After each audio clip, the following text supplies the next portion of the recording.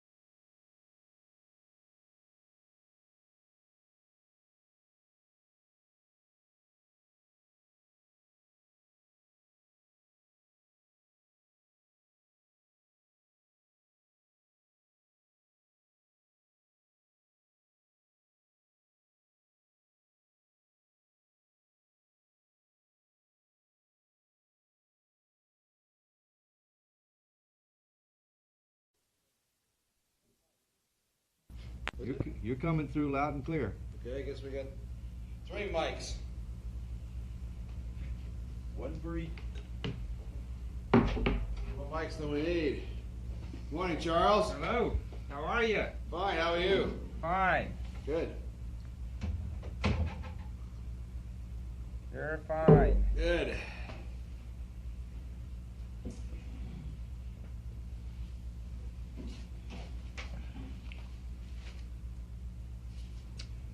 Yeah, we tried to go through this, your debrief last night, the printed one, all the stuff that you guys did on tape, your tech debrief, to get those so that we try and not repeat, only amplify stuff. And so we've tried to come up, we didn't have much time to do that, but I hope we got most of that stuff. And Okay. if you think we're hitting some area that you think, is a conflict with that, well, yell, tell us, and we'll Alrighty. change her around. And some of the things, now there were some things that you guys said yesterday, when I was in the project debrief that probably bear on some of these too.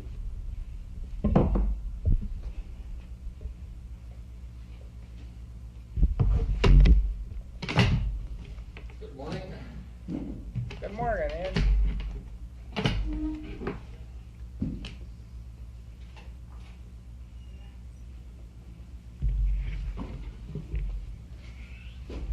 James.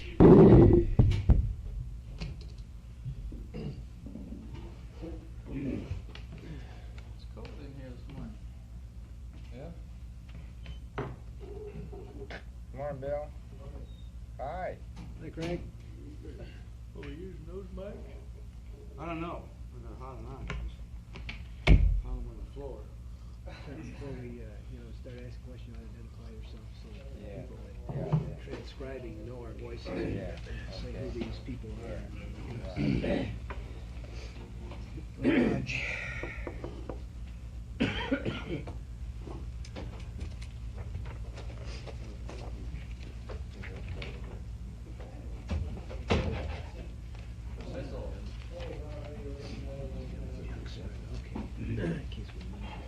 Somebody know about sources of calcium?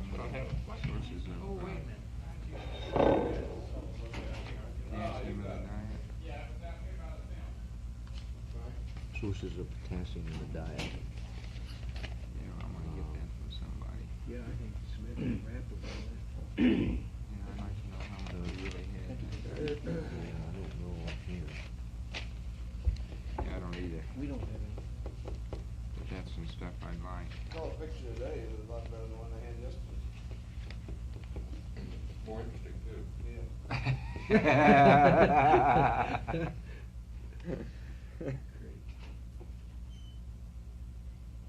Sorry about that. Hammer on the door of the. Okay, Yeah. I got some things that I thought I'd say a couple of things about. See if the requirements is the first thing. Another one, the audit.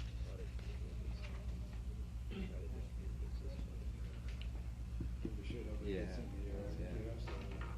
That's gonna be hard to do. Watch the action. I don't know. There isn't anything you can do. I heard what you did. Okay, the show's all yours. What kind of a format do you have in mind today? Okay, Questions and answers. yeah, questions and answers. I guess we ought to, for the tape, identify this Dr. Berry and for the medical debriefing, and I'll try and ask most of the questions. If people have some here, we'll try and hand them in that way. If they're not, will you identify yourself? And I think they can identify you guys' voices pretty well already on the tape, so there shouldn't be any problem with the tape thing. Chuck, I think we're going to have to peak up those mics. They're not loud enough? It's not coming. It's a little down, yeah. Mr. Bernhardt. Where is he? I'll take care of it. Probably outside, I guess. Can you get him to turn them up some? Well, We can yell for a while here if it'll help, and then we can get them to turn them up some. give us a test count. You just speak up loud. 1, One, 2, two. 3, 4, 5, 5, 4, 3, 2, I 1. think it's coming out of those. Is that where it's coming from there? Craig will get somebody in. Say something. They got Tom. Try it again. 1, 2, 3, 4, 5, 5, 4, 3, 2, 1. Test out. Something better, slow down. Ah, I think the knob's wrong on this. Mark, You're you reading chop it it loud out. and clear back there. well, it's not coming in They're there not though. getting it loud enough in there. They're not getting it in there. Okay. We can hear them great, but they're not hearing us very well. We're hearing both of you real fine back there. They want that mic turned on. Yes, inside. Inside. The speaker, not the mic. Okay. That's better, whatever they did. I set it on the minimum setting in here instead of the max. The max seems to be me and vice versa. Oh, really? Hey, that's a lot better. Okay, that did it. Okay. It's labeled wrong. They're just screwed up in That's there. too much. Yeah. Yeah, we can hear you loud and clear now. It's great. Okay, that's good. Okay. Good show. Okay. I'm going to start a little bit out of order here, but one of the things that sort of pervades it all is medical requirements. And in this section 27, you had some comments about the medical requirements, and I thought we ought to just get one question with you. In explaining the medical requirements, we have one opportunity to do that with Deke, of course, at the time that we're trying to get the medical requirements document published. The second, the only opportunity we really get to go over that with you was at the 30-day briefing prior to the flight. Now, did you guys feel that you had an understanding of what the requirements were? Because when I read this, it sounds like you did not. Is that true? I think I read the forms, Chuck, and understood in general what you were after, at least the number of sessions we had. I think it's a question of degree here. Yeah. Okay. Well, one of the things we try is a very valid thing, like Al's comments about, you should substantiate the requirements. No question about that. They should be clear. They should be clear to you in the sense that you ought to know that what you are doing is worthwhile and the stuff is used and it isn't wasted somewhere down the line. Somebody isn't just doing it for fun.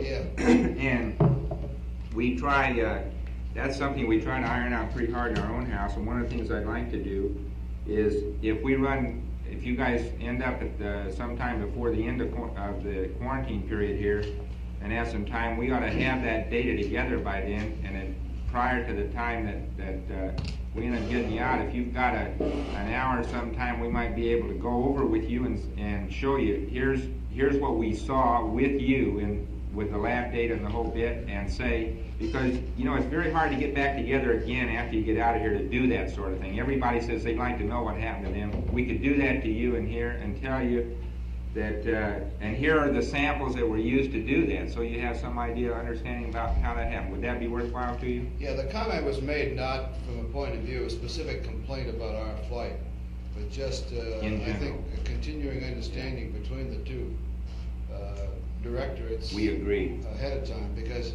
it's the kind of thing, well, just like with other scientific experiments, unless the crew understands the reasons and agrees with it, the thing isn't going to be a successful experiment. Amen. So the comment wasn't made from a point of criticizing anything specifically about our protocol at all. Just to reiterate what everybody ought to know but doesn't always think about. Yeah, good. And I think, Chuck, also, probably the last few weeks before flight is not the time to try to brief the crew on the medical requirements. At that time, their thoughts are quite a bit on other things, and perhaps it needs to come earlier than that. That's a good point. I think each one of us is concerned with ourselves medically, as the medical effects, the physiology of flight, et cetera, but the last few weeks, you just can't get yourself cranked up to really think about those things, except for the things that are going to happen to you so you can be mentally prepared for it. Right. I think I may have precipitated that comment, at least when we got to that area and started that, about And I guess it really wasn't a complaint, Chuck, as much as just a statement that it's a drag, you know, going through collecting urine for 24 hours and so forth. And, No question. And you know, I just wanted to toss it in that you sure hope that it's worthwhile, and I think it would be interesting to sit down and see what you're really doing with all that. Good. I think that's really needed because we're trying to do that right now with the Skylab crews to tell you what we really know about what happens to man, what we know from the Russian side of the thing as to what's happened on even their longer one, put the thing together and say, here's what we don't know and why we need to know it. Well, I think we understood, or I understood your need to work out the total body water bit, but the actual mechanics of how that fit into a 24-hour urine collection 6 times and all the blood drawing and how that all fit into the picture, the theoretical picture you were painting for us, I never understood that. Good. Okay. Fair enough. You know, I think everybody understands all these things. Why don't we make a specific recommendation at this point? Now, you know, all the flight crews have a training plan which is set up about the time that the flight crews are designated, and includes all kinds of things on the simulators and scientific briefings and everything else. And why wouldn't the best way to do it would actually to schedule the time for medical briefings early in the training program? Because I think if you all, conversely, if you all feel that an experiment's worthwhile doing, you want to get your protocol settled early in the game so you have all the equipment or whatever you need. Amen. Ready, so that it will be a satisfactory test. So I would suggest that maybe sometime something be scheduled in the crew training program early in the game. And I should Where it think, becomes one of those things you've got to check off, like systems briefings and everything else. and I should think that briefing should consist of a bit of the theoretical thing you're trying to do, followed by the mechanics and the protocol. Of what that means to you. Yeah, that's right. The mechanics of how you go about doing it, and the number of punctures, and where you're going to do it, and how many urine samples, and this sort of thing. Great. Just so the guys understand. Great. Okay. Will do. I think that's great. I'd like to go back and pick up one then on the exercise area. You mentioned this in the debrief, and you mentioned it again in the yesterday. But can you give me some idea? Now, you said you missed, as I remember the debriefing statements here, you commented that you missed 1 day on the way out and 1 day on the way back. And can you say what you did in time, what the exercise consisted of, what you did roughly in time? I know you won't know to the minute or a second or anything, but as roughly as you can. And then if you have any idea, did you try and judge what you did as far as, did you try and get a heart rate increase, or did you try and judge your exercise level in any way? And this is particularly important for us in trying to separate out the effects that are different between the two of you who are on the surface versus Stu, who was in the spacecraft all the time. So we want to keep that, we want to get that straight if we can. Could you just sort of brief the exercises to the way you did it? Maybe each of you have to do it because you probably did it differently. But what we were shooting for was about a 10-minute period per day, exclusive of the 2 days of lunar surface activity for the two of us. And Stu was going to try to get about a 10-minute period per day for including those days. The method of exercise during the 10-minute period was to use this exogym device which we have, and to operate that in such a fashion that the old, what they call the big four, where you start out with your legs and your feet in 2 loops and your hands controlling the friction device from a crouch position to a full stretch out, and do that several times. Then hold the fixed loops and use the legs on the movable loops, and then hold the fixed loop with the toes and use the biceps on the movable loops. That's the general pattern that we tried to follow, but we didn't make all of those time periods. We missed the first day out because of, well, we didn't have it scheduled the first day out. Well, it was in the flight plan, but we hadn't. I don't think anybody's going to exercise the first day anyways. No.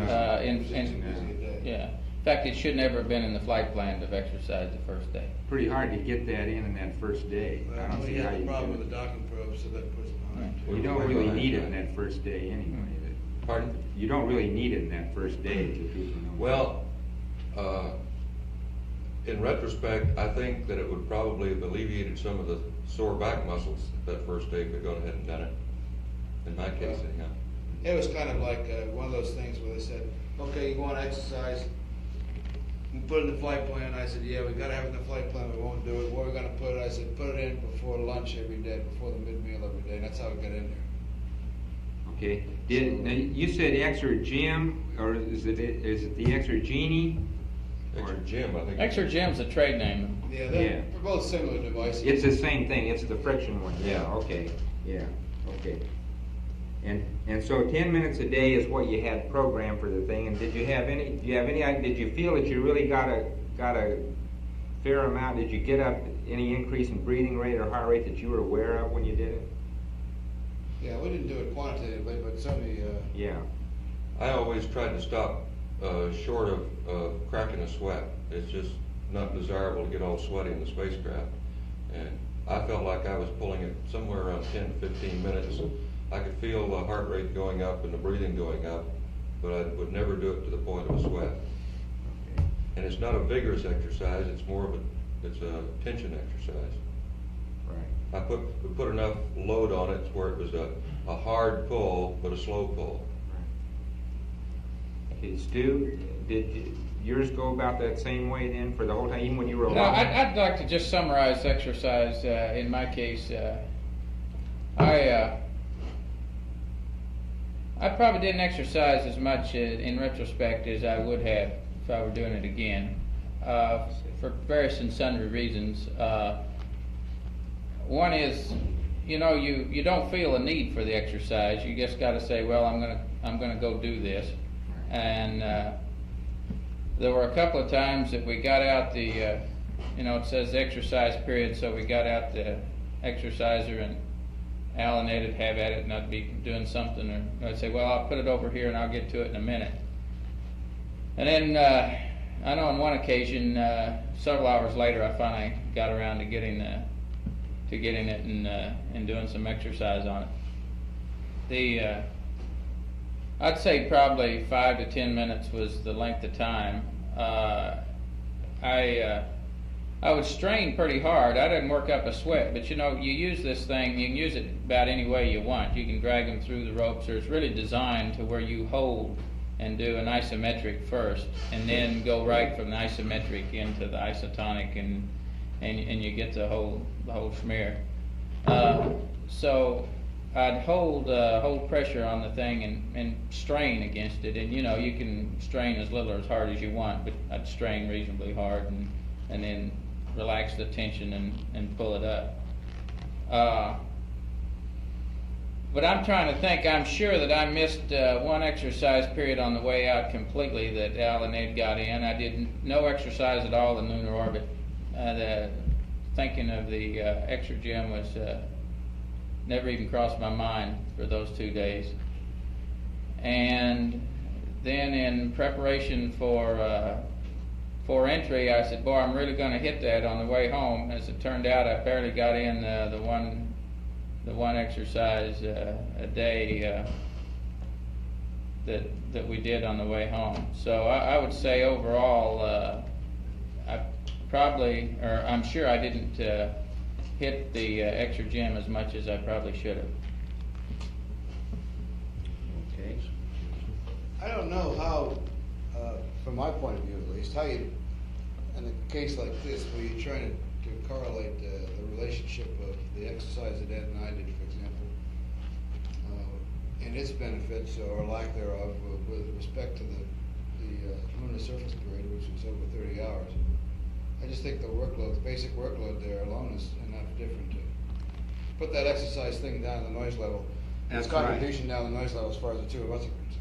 I think that's probably very right now, and I think that the thing we want to know is, was Stu trying to make up for it in some way with exercise in the spacecraft? Because he obviously, there's no way he could make up for what you were doing on the lunar surface. He's trying to, but he had a real busy flight plan. Yeah. Yeah, I don't think he could do it, and this is what I wanted to find out. Was he trying to do a lot more or something during that time? So. No, I wasn't. I think that'd be a difficult thing to try to do, really. I don't know. You're going to, maybe with the longer period in lunar orbit, CMP may not be quite as busy, or maybe. I suspect he probably will be. I think it's going to be difficult to get in much exercise there. But, no, I wasn't. It's going to vary between individuals. Yeah. So it's obvious that Stu's greater interests were in running the spacecraft, and for example, the B-23s took a lot of time, which you might otherwise have allowed to. That was this is the kind of thing I'm talking about. That if you're going to get individuals to try to exercise and respond to exercise, then you're going to have to get to them early and explain the benefits for the crew as a result of that. Right. Because it really is an individual thing. That's right. And we haven't tried to set any numbers of times that you do anything or anything like that. And so I think we need to really carefully look at that as an area. Okay, Ed, while I added one that came up yesterday when you guys were talking about Myrtle, reminded me of the problems that you had in flight with the urine, kinking of the urine hose and so forth.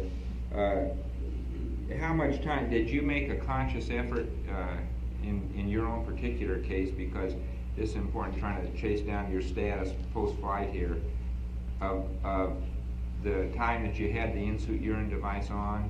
Did you have it? Me? Well, Yeah. it wasn't my hose, it was kinked, you know. Right. It was Al's. Yeah. I get her twice Al's was, is that right? Yeah. Apparently all the time. All the time, huh? We, Oh, yeah. we had it on, I guess we'll have to look back on the transcript or look back over the flight plan to know when we took it off the first time. We all unsuited at the same time, which was about 6 hours, 7 hours into the flight, all right? Somewhere in there.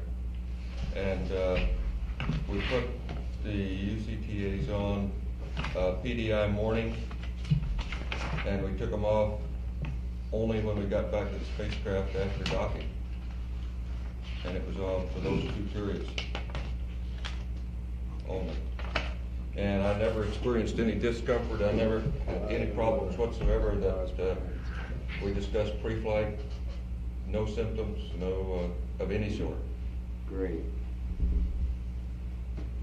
Well, it looks like, we haven't had any you did well. How did you feel, that's another one we might just, on fluid intake, it sounds like you all thought the water was great, and so you were drinking well.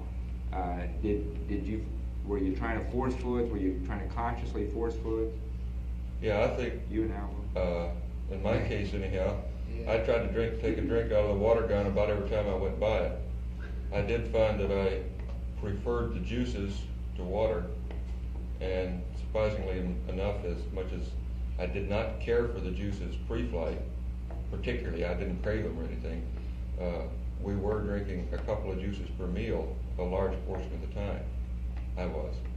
And in addition, taking a shot from the water gun about every time I'd go by it. I forced myself to drink the water, not that it tasted bad or anything, but just to keep the fluid intake up. And so I would drink water, like Ed says, every time you pass the water gun, you say, well, I think I'll try some of that, and one person would take a drink of water and pass it around and would put it back up. As I understand, though, you stated in the debriefing you thought you drank about half as many juices as they did.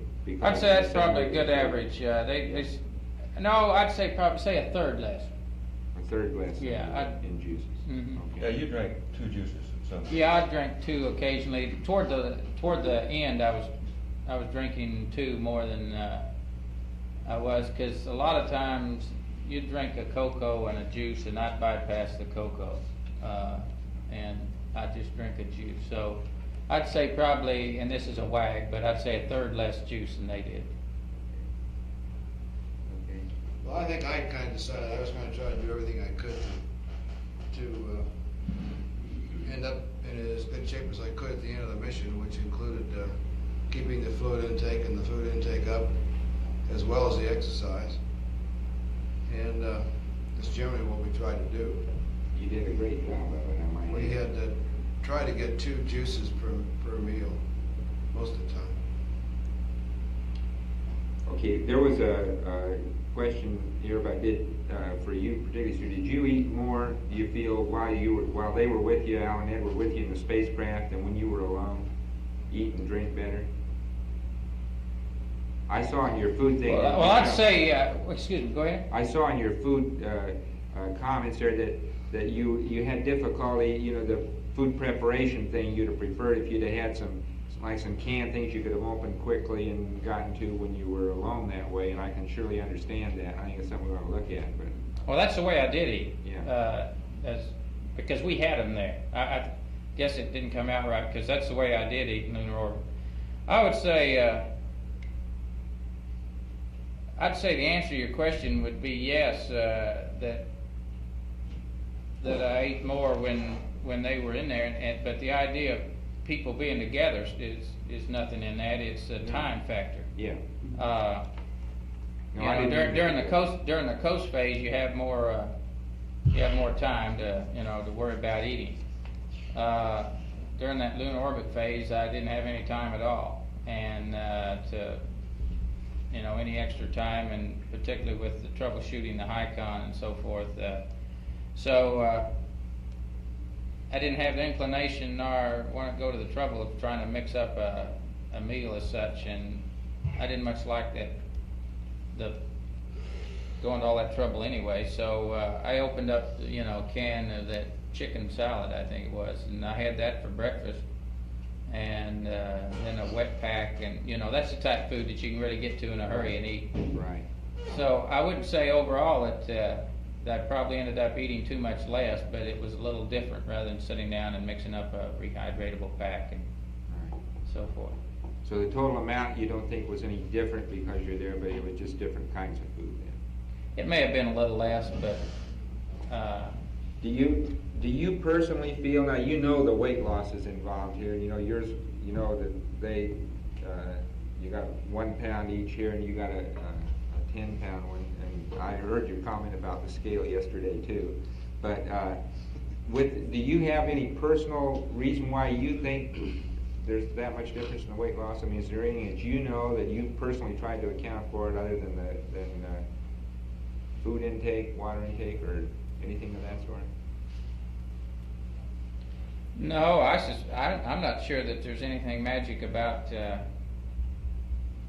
0G or the flight. I would suspect I'd probably lost several pounds if I'd eaten that same menu and sat right here. I probably think that I was 3 or 4 pounds overweight when I went into the flight. As a matter of fact, I'm not a big eater, and during most of the time you come up on training, I drink a can of Sago and a can of V8 juice for breakfast, and then I'd eat a sandwich for lunch, and maybe drink 2 or 3 cans of beer and eat a sandwich in the evening. And yeah. I can go for days on a menu like that, and I don't know how many calories all that adds up to, but it's not really a high calorie diet, and I would say that pretty much was my diet for 3 months prior to going into quarantine. Was just about what I stated there, and then when we got into quarantine, well, then I started eating more for breakfast and eating a bigger meal in the evening. And so I think I probably was 3 or 4 pounds heavy going into the flight, and so I think the weight loss may be overplayed a little bit, because I think I had a few extra pounds, and then plus I don't think that maybe we picked the right weight up on the rolling scales, but that's neither here nor there, Well, we can probably show you something about that from when we get your lab material pulled together. I think we'd be able to give you a better handle on that as to whether it really was something that had to do with the 0G state or not. We hope we'll be able to do that. So we'll try. Well, if I could just add a general comment, which I think reflects the consensus here, the 3 of us, that that with respect to the food in general, the type of food, the method by which it was packaged and so on, and the degree to which we liked or disliked it was primarily a function of the level of activity in the flight plan. That the business of going into the pantry and taking time to select foods and drinks and so on is fine during the quiet periods of coast. That things like spoon packages are good if the level of activity is not too high, but certainly if the level of activity is high. The wet packs and the cans, and that's about all you want to take time to fool with. I think this is a general comment that really reflects our consensus. It was a time-consuming part of the day to prepare meals, get them out of the food box, get them all laid out, cut all the tops off of them, get all the water into them, get them massaged, and go about eating. Get the pill back in there when you're through. You know, it took a lot of time. It's an effort. You're right. And you know, it's a lot easier to open up a can in a wet pack, and then you think it's a lot of trouble to even mix up the juice. But you know, that in that way you got your meal and you're through and you're on your way. Right. Okay. The cooking problem, quotes, is still a problem. It's still a problem. Which has been fairly common, I guess. Yeah, I think if you got plenty of time, you don't mind spending an hour or so. As a matter of fact, it's a very pleasant hour. Yeah. It gets rid of that time very effectively. But I would say in my case that watching these guys eat, you know, they went right down the menu, and so I thought, you know, I really should do that, but I just didn't have the inclination to eat that much. I'd, you know, even though you know in your own mind, you know, hey, you ought to do this, you know, and you ought to keep yourself, you know, eat just as much as you possibly can. I just couldn't get around to doing it. In fact, several times I'd mix the food up. And then by the time I'd eat a couple of packages, you know, I just couldn't get to the third package, and so I'd put it back in the pantry. Well, Stu, one of the things that's going to come out of that is somebody, you know, reading the debriefing itself. The obvious question comes up: okay, was your your lack of appetite itself, was it just plain lack of appetite, or did you really have any discomfort in your, as far as the gut was concerned at all? Anything that you felt was pathological in your loss of appetite due to the environment or anything? No, I don't think there's anything of that. Like I say, I think it boils down to a lot of just too much food. You know, if you bundle up one of those meals and there's just too much there to eat. Were any of you ever thirsty in flight? Did you were feel dry. thirst? Yeah, you were dry quite a bit. You know, you'd have a sensation of dryness, and you'd want, and water, you know, or juice would make you. Want some water. Yeah. Did you, while we're at it, we might just wipe out the water thing. Did you guys drink the water in your suits? EVA? I did. Ed drank all of his, I just drank about a third of mine, I guess. About a third. On the first one, I don't know how much of mine I drank. I thought I emptied the bag, but apparently the walls of the bag got around the drink tube, and I didn't get it all out because it drained down around my neck during the sleep period. Okay. I had a leaky one also, which I took out between EVAs. Okay, did you fill them up again then when you went out second EVA? Yep. And you think you drank about a third of yours both I'd times? say, yeah, I didn't really stop to drink too much. Yeah. Okay. And I drank on mine the second EVA, and I can't remember whether I drank it all or not. If I didn't, there may be some still in it. Okay. All right. Hey, one other comment on while we're on that eating, before I forget it. We ran completely out of these bite-sized packages, you know, and to me that was the best thing we had. These little, you know, turkey sandwiches, cheese sandwiches, and that sort of thing, because that was a no-sweat operation. You just clip that off in a can of juice, and you could go at it. So I really liked those, and I ate all those generally that I could get my hands on, and we ran out of those. Well, we ran out of most everything else too. I mean, just about anything. No, not really. I had all kinds of food. If I may make a comment, if you don't mind, about his eating and drinking habits. This flight plan is really something that he worked on and developed before the flight. It's a busy flight plan. It's a full one. And it was my impression that he was more interested making sure that the flight plan was done properly than eating. Oh, yeah.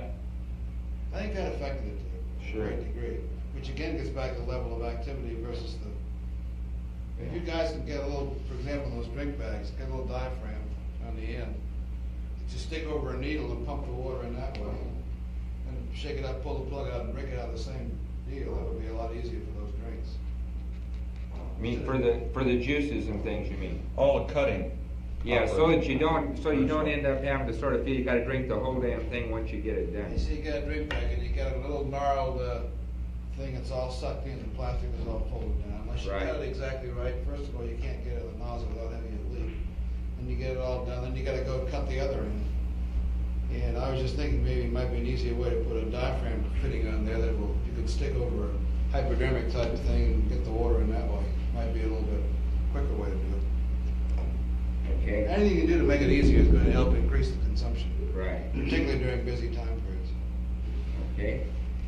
But could we get you? This is going to involve just really Al and Ed. We'd like to have you describe as well as you can the things that you did with your bioinstrumentation harnesses because it's very hard for us to be sure exactly what happened. We don't have that stuff back yet. We're going to set up. We've got to develop a plan to troubleshoot it. And as the thing that happened with yours, Al, just from our You want point. the actions, not the words, huh?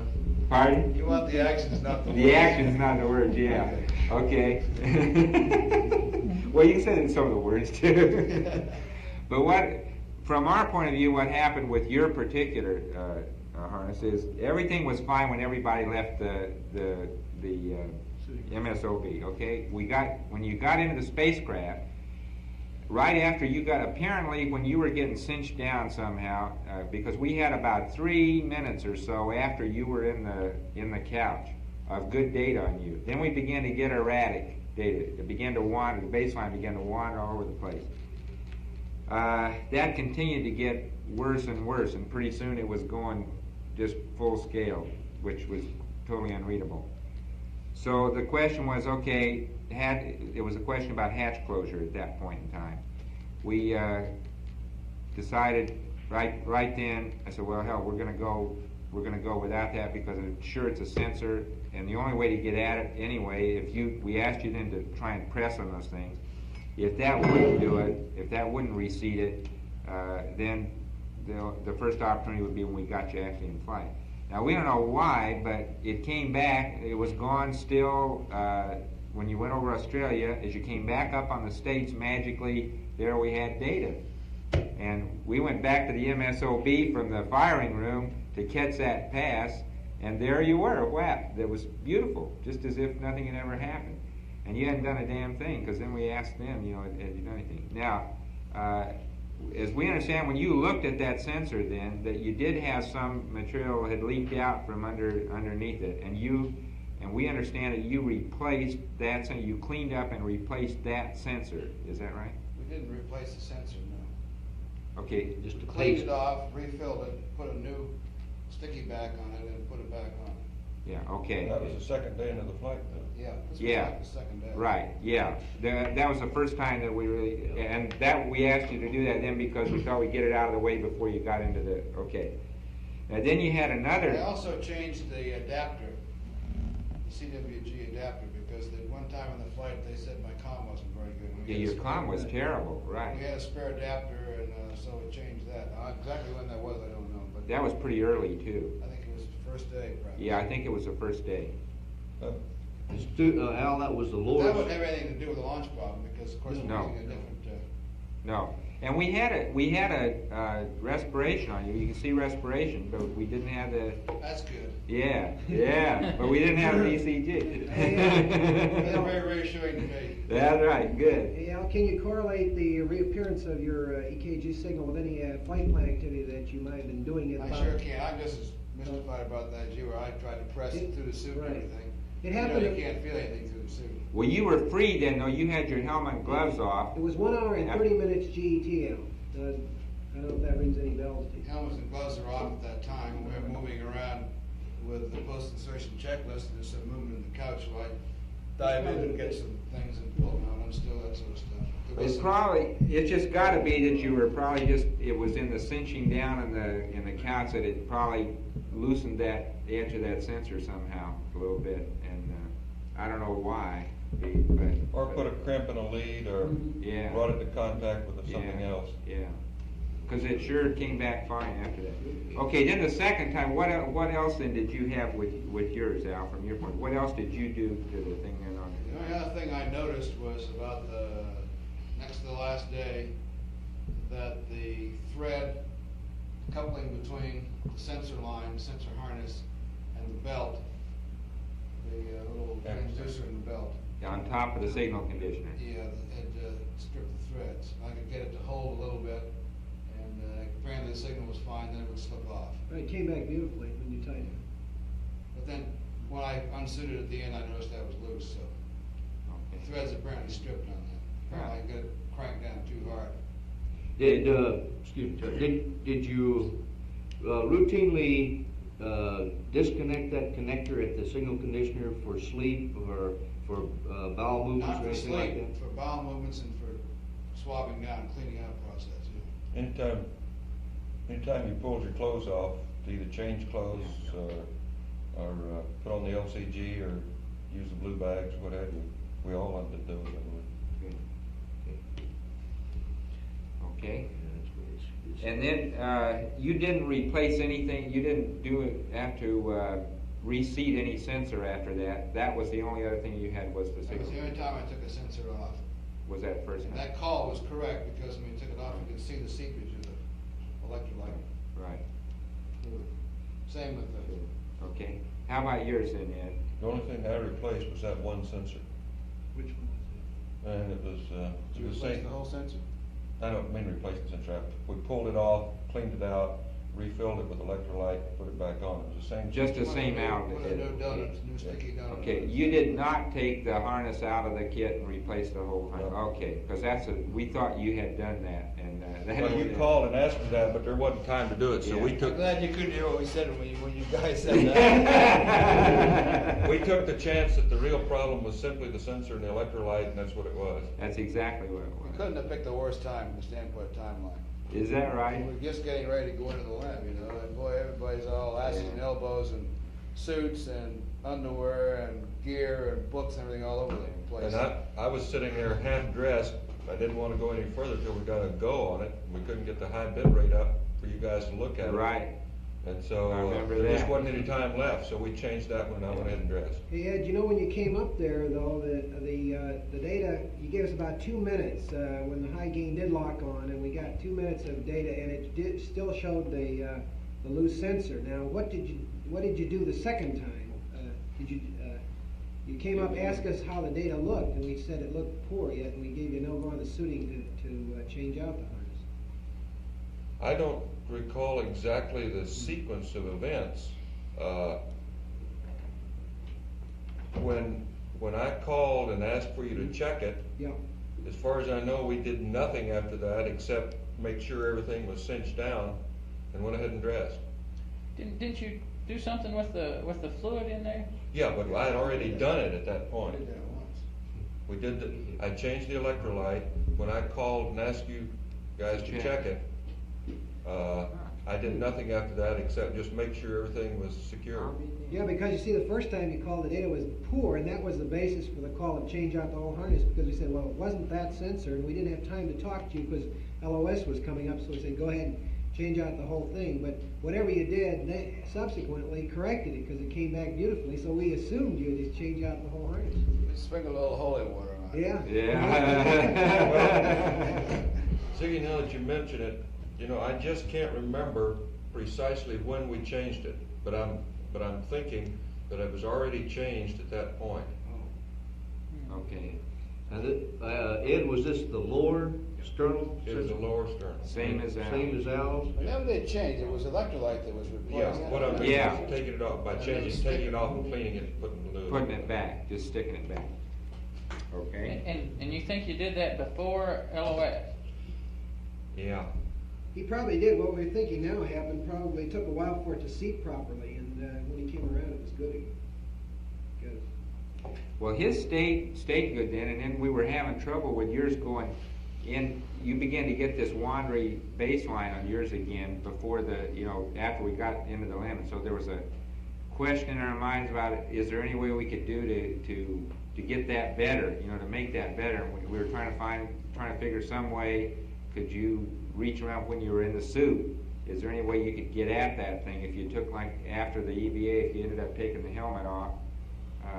Could you get down into the suit here? You really have to have the upper torso garment, the upper part of the torso garment clear of the body in order to be able to feel that. In order to even feel There's no way you can definitely tell, even if the other guy goes through the back zipper and around in front. We tried that on the ground to see if you really, could do that, and that's pretty hard to do, we found out.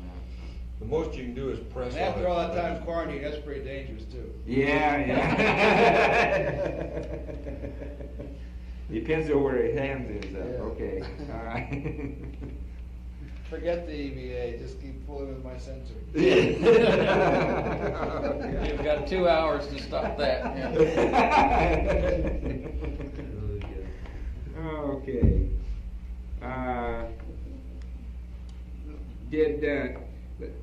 The thing we got from the sleep, and which I think is fairly well covered. If you have anything to add to that, we'd like you to. But what we got out of it is that all of you pretty well never really had a solid long sleep period. That it was broken, and it was things like a couple of hours at a time or something. And I gather that the reasons for that varied. You had some difficulty with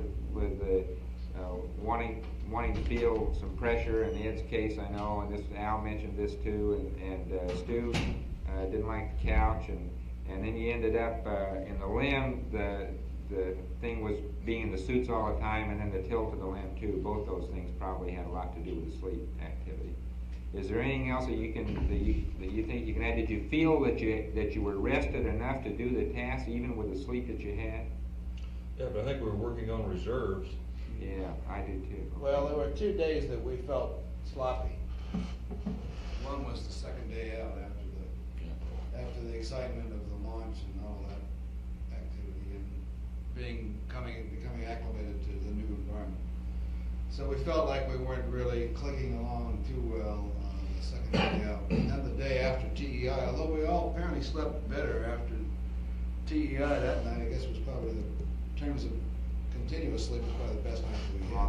Still, the next day we felt like we were not really organized. We got things done, but the little things were not being handled as neatly as we would like to see them. So these are the only 2 days we felt that we were on top of the flight plan. I think, Chuck, I feel that for no longer than we work for 9 days, that you can get along on a fairly small amount of sleep, and just your reserves and your discipline and everything else makes you do the job properly. But in my case, I felt very strongly that I was on reserves, that physically I was going downhill, and it was of some concern to me that I wasn't getting enough sleep. I knew I wasn't getting enough sleep, and yet I felt fairly wide awake and alert on most of the days, except the 2 days Al was talking about. But sleeping to me was a very insecure experience. Now, how do you mean insecure? You mean because of this wanting something? Yeah, wanting to feel like the best I can say, feel like you were in a bed. Yeah. Wanting to feel some pressure or to be lying on something. It was a pleasant. Could you turn the tape recorder on? I knew we'd get back to that. It was really a pleasant experience to be in 0G during the daytime, I thought. It wasn't quite so pleasant an experience at night. Well, did you feel, that brings up this thing, did you feel, I gather from Al's comments in particular, this business of using your legs and your feet to try and hang on to something, which has been described by other guys too at some length. Did you have a feeling that was the cause of this muscle business in your back more than, because that's been described and they've never been able to really put a handle on why they felt they had that. They've had this sort of a feeling that if they could just stretch that real good, it'd be great. You think it is due to the fact that were trying to lock onto something? Thank you, Jack. Yeah, that's what I analyzed it after the first couple of days. I think we discussed it, as a matter of fact. And so we started exercising, and then deliberately take time out to relax, not only during the sleep period, but also try to adapt ourselves to a relaxed state during the awake periods in the seats or on the optics or in the tunnel or something. And after the second day, it kind of went away. Yeah, that small of the back problem was gone after a couple of days. Wow. And in fact, I was kind of surprised at that. Woke up that first morning, and my back had bothered me during the night. And I didn't realize that Al and Ed's back was bothering them at that time too, you know. And I said, you know, I really didn't get that much sleep, but this sounds crazy as all hell, because I can lay on that big fine king-size bed at the house, and if I get a lot of sleep, you know, if I lay there for say 10 or 11 hours, why the small of my back bothers me. Sure. And I said to these guys, I said, hey, this is crazy. I didn't sleep that much last night, but my back feels just like I'd got about 11 hours sleep. And they said, well, mine does too. And then, you know, then we got to talking about it. And but it was there, and it was very conscious to me that first night.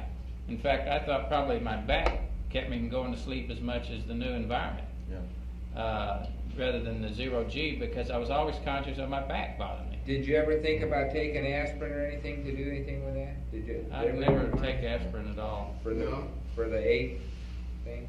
I think until the time we discussed it, I was convinced that the reason I was feeling bad in the back was just not urinating for so damn long during that whole. I wondered if you in the wouldn't first think day. that. Yeah. I did think that. Yeah. And then after we started discussing it, I said, well, that may not be the problem, or if so, that's just part of the problem. Everybody's got it. Everybody's got it.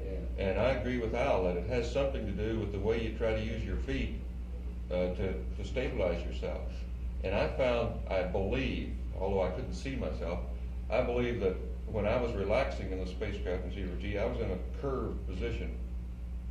And it felt good to throw the shoulders back and straighten out, or to take the exergem and get some tension on those back muscles. Well, you tend to assume it's sort of like a fetal position. If you just totally relax, your legs will tend to float up and come up in a sort of a semi-seated, and your hands would tend to float out about like this, and your back tends to bend some, so it tends to assume that kind of a position. If you just let all your muscles go, so you don't have any muscle pulled on. Oh, I tell you, one of the good things for that back too is just exactly that position. Just get yourself up like this. That's right. And I know that first night when my back was bothering me, I tried to sleep a good bit. I'd reach down and grab a hold of my booties, and I would lay there like that with pulling some pressure on my legs, and it would really help that small of your back. I found both things, either straightening out to put some tension on the back muscles, or as Stu says, double on out and pull the other way. How about when you got back onto the carrier now, and you got into a bed then for the first time back on in a 1G environment? Did you have any feeling? Did you have the feeling that you were real heavy, that you were sinking into the bed? Did you have that when you were on a table or anything, on the X-ray table or anything of that sort? None of you experienced that. How about weight of clothes? Did you have a feeling that your pants were too heavy, or they were falling, or anything like that when you first got back? Only thing I can remember about laying down on the bunk was it was a good relief to be able to lay on your stomach. You know, I generally, I don't know which way I sleep most, back or stomach or what, but you know, you always had the impression, no matter in what position you are in the spacecraft, you're on your back. And so I remember thinking of that. The first thing I laid down in the bunk was I stretched out on my back, and I thought, gee, I've been this way for 9 days. I think I'll turn over. So I rolled over on my stomach. It felt pretty good. Okay, did any of you have any dreams at all? Did you ever dream in flight at all? I did, but I couldn't for the life of me recall. Well, that Absolutely. doesn't matter. Yeah, I had dreams. But you did have dream activity, at least in the Yeah. 0G state. Good, okay. Yeah, I think of that heavy feeling, Chuck. The only time I noticed it was after we had landed. We were still in the spacecraft. We unstrapped, and the spacecraft was bobbing around a little bit, but not too much. Got down the LEB right away, and the first couple of steps, combination of the rocking the spacecraft and being in 1G again, for perhaps, I don't know, 30 seconds, no more than that, certainly. That was my experience too. And started doing some deep knee bends right away for, maybe 10, 12 of those babies, and I was right back at home again and continued to feel that way. No muscle soreness, no feeling of heaviness or anything from there on out. Did you, this feeling that you experienced when you first went down the LAB, was that all over, or was that just heaviness in the legs, or did you just feel heavy all over for a Just few felt seconds? heavy all over. I think. Just all over. How about when you first got some G on reentry? Did you have a sensation that you had a lot more G than you were really registering? Did you go through that? I don't remember anything over 2G. Was I supposed to? Of course, these two guys were. You don't, huh? You blanked out. No, Everybody else is done? No, I think you become very sensitive to G, like even ullage on in the spacecraft, you know, or well, that'd be just the only time you'd really feel a G would be the ullage, as well as the SPS engine, of course, you know. But on entry, certainly, you know, as you're going through 1G, it certainly doesn't seem like 1G. You're sensitive to the G. Since I wasn't quite as busy during that initial period as they were, I didn't have tracking tasks to keep me occupied. I probably felt it more, or was conscious of it more than they were, and it felt to me like one hell of a load. In particular, my one task was to be watching the time, and I couldn't get my arm up to see the watch until after peak G let off. And then about 4 or 5G, I could pull my arm up and take a look at it. And I had the same sensation that Al did. Right after I got out of the couch, I felt very, very heavy. And then with just a little bit of motion, it seemed to go away. And I'd say it kind of described a very sharp rise.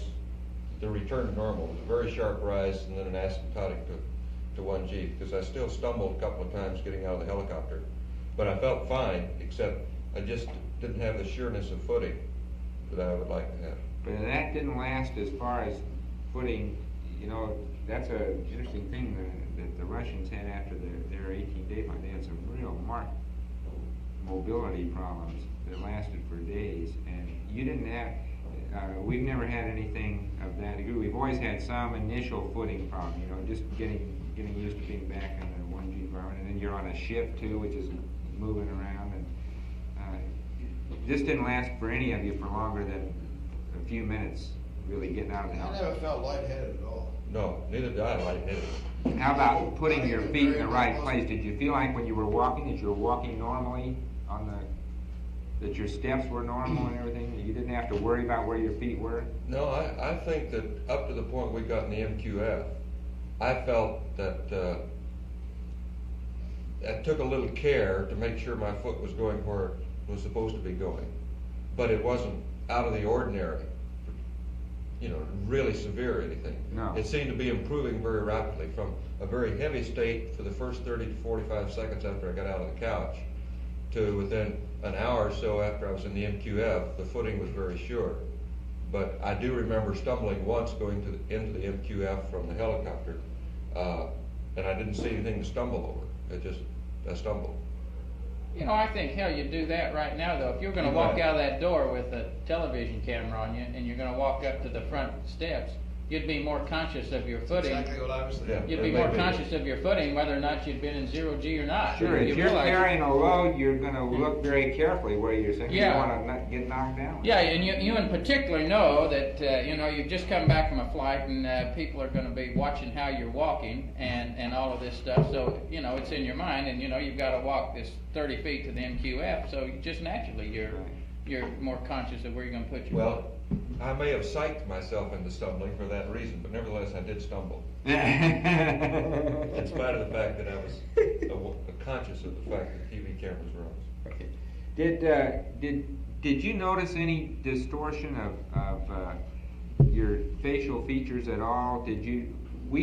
When you look at the TV, the in-flight TV, as we watched you, you know, when inside the spacecraft, you get the impression that your faces are not like they are now, that they're much rounder, that's a thing that you see on the TV. Is that true?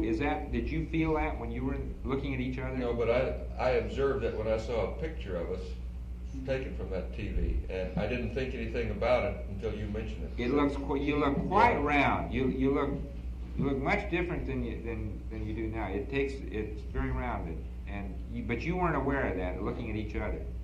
You know, Al Bean had made a comment of that in the 12 report that after he got into orbit, he looked around and everybody looked 20 pounds heavier, and I remembered that, and I looked at these guys, you know, they look just as bad then as they do now. I had remembered that comment from Al Bean's report, and I really didn't notice it. Yeah, the 12 crew, I guess, been the one that was the most impressed with that of anybody, and they noted that they felt even that they had redness of the face for several hours after they first achieved orbit. But, well, there's a general feeling of fullness, I think. Yeah.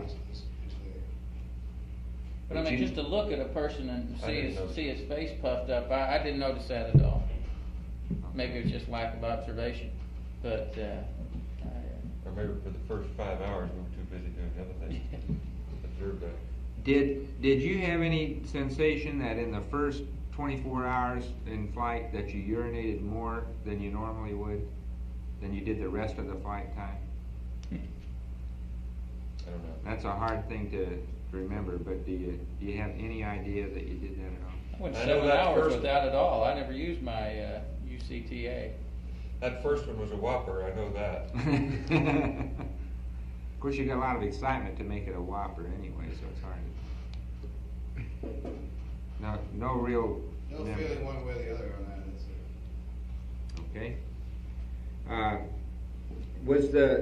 Can you comment on the work that you did EVA out on the lunar surface as far as what you felt based versus your ground training? Did you think it was harder, easier, or about the same? And secondly, as a second question to that, did either of you feel really physically tired to the point that you knew that you were really tired during the EVAs, even going up cone? I felt, of course, it was an order of magnitude easier than 1G training. Just no comparison at all, as we expected it to be. And as far as being tired, I think I had already made up my mind that I did not want to sweat on the moon. That I was going to keep the water up and I was going to keep rested enough so that I didn't sweat for consumables and for fatigue purposes. So I never really felt tired. I did feel occasionally that I was approaching the point where I'd have to have more cooling or take a break.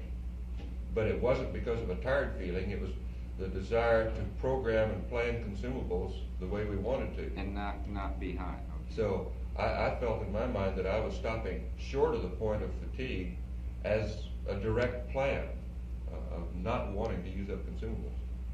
How about you, Al? Well, it's kind of hard to equate the pre-flight stuff with flight stuff. First place, you're not using the LCG in the pre-flight stuff, and you're lifting essentially 1G pieces of equipment around and so on. So it's pretty hard to equate the two in my mind as to whether it was harder or easier in flight from the standpoint of the total work output. But certainly, standpoint of ease of mobility and so on, as Ed says, it's a lot easier to get around. I think you travel a lot faster, easier on the lunar surface as a general comment to start off. EVA 1, I did not feel uncomfortable at any time at all. EVA 2, I think the fact that I was aware of the workload was manifested primarily in the respiration rate as opposed to anything else.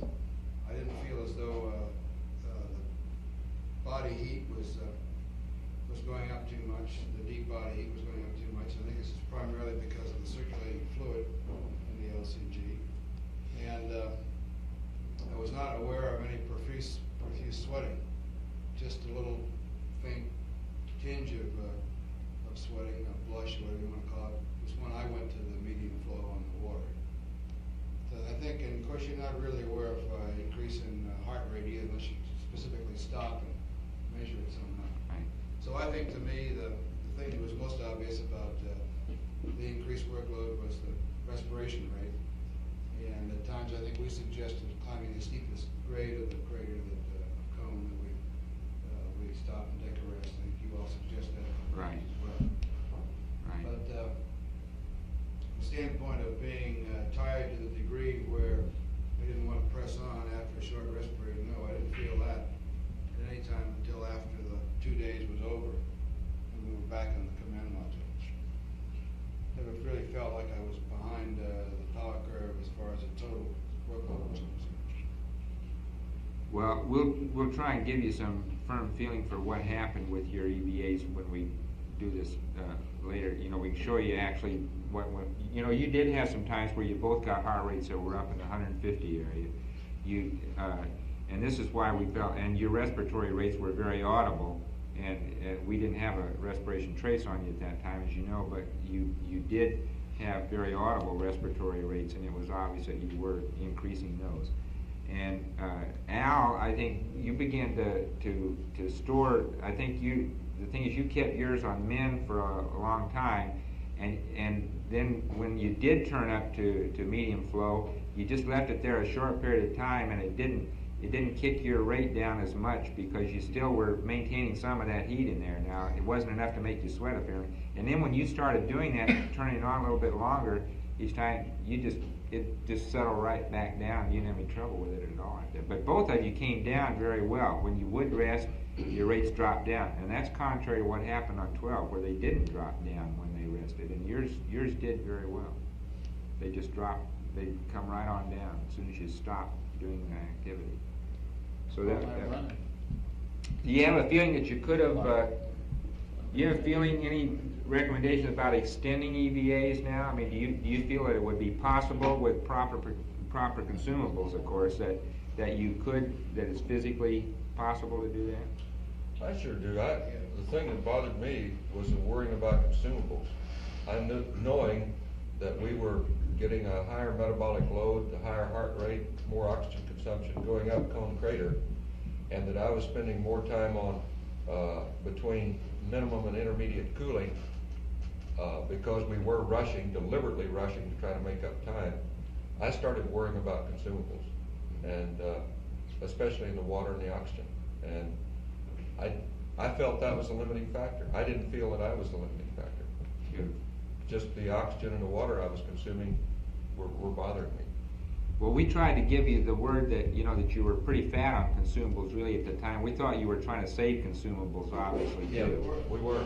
Yeah, and understandably so. And so we wanted you to know that you had enough and you could go to medium flow without really getting yourself in a hole was the thing we wanted you to know. And after you did that, I spent considerably more time on between minimum and intermediate. Yeah, you did. Yeah, right. So did Al. Yeah, you both did. Incidentally, I think that the comment is, I'd like to comment about total workload with respect to the 2-day period. I wouldn't want to see a crew ever plan to do any more than we did in those 2 days. Amen. As far as I'm concerned, that's about as heavy a workload as anybody ought to do. And certainly, if you're going to go out for longer periods of EVA, you ought to allow longer periods of resting. Amen. And make sure somehow that they get to rest. Yeah. Just allowing the time doesn't necessarily assure rest. Well, tell me, if you had, you know, in the limb, I gather one of the things that you think would help, of course, would be getting out of the suit. That certainly would help if you could get out of the suit in the limb, no question about that. If you had something for sleep, would you take it?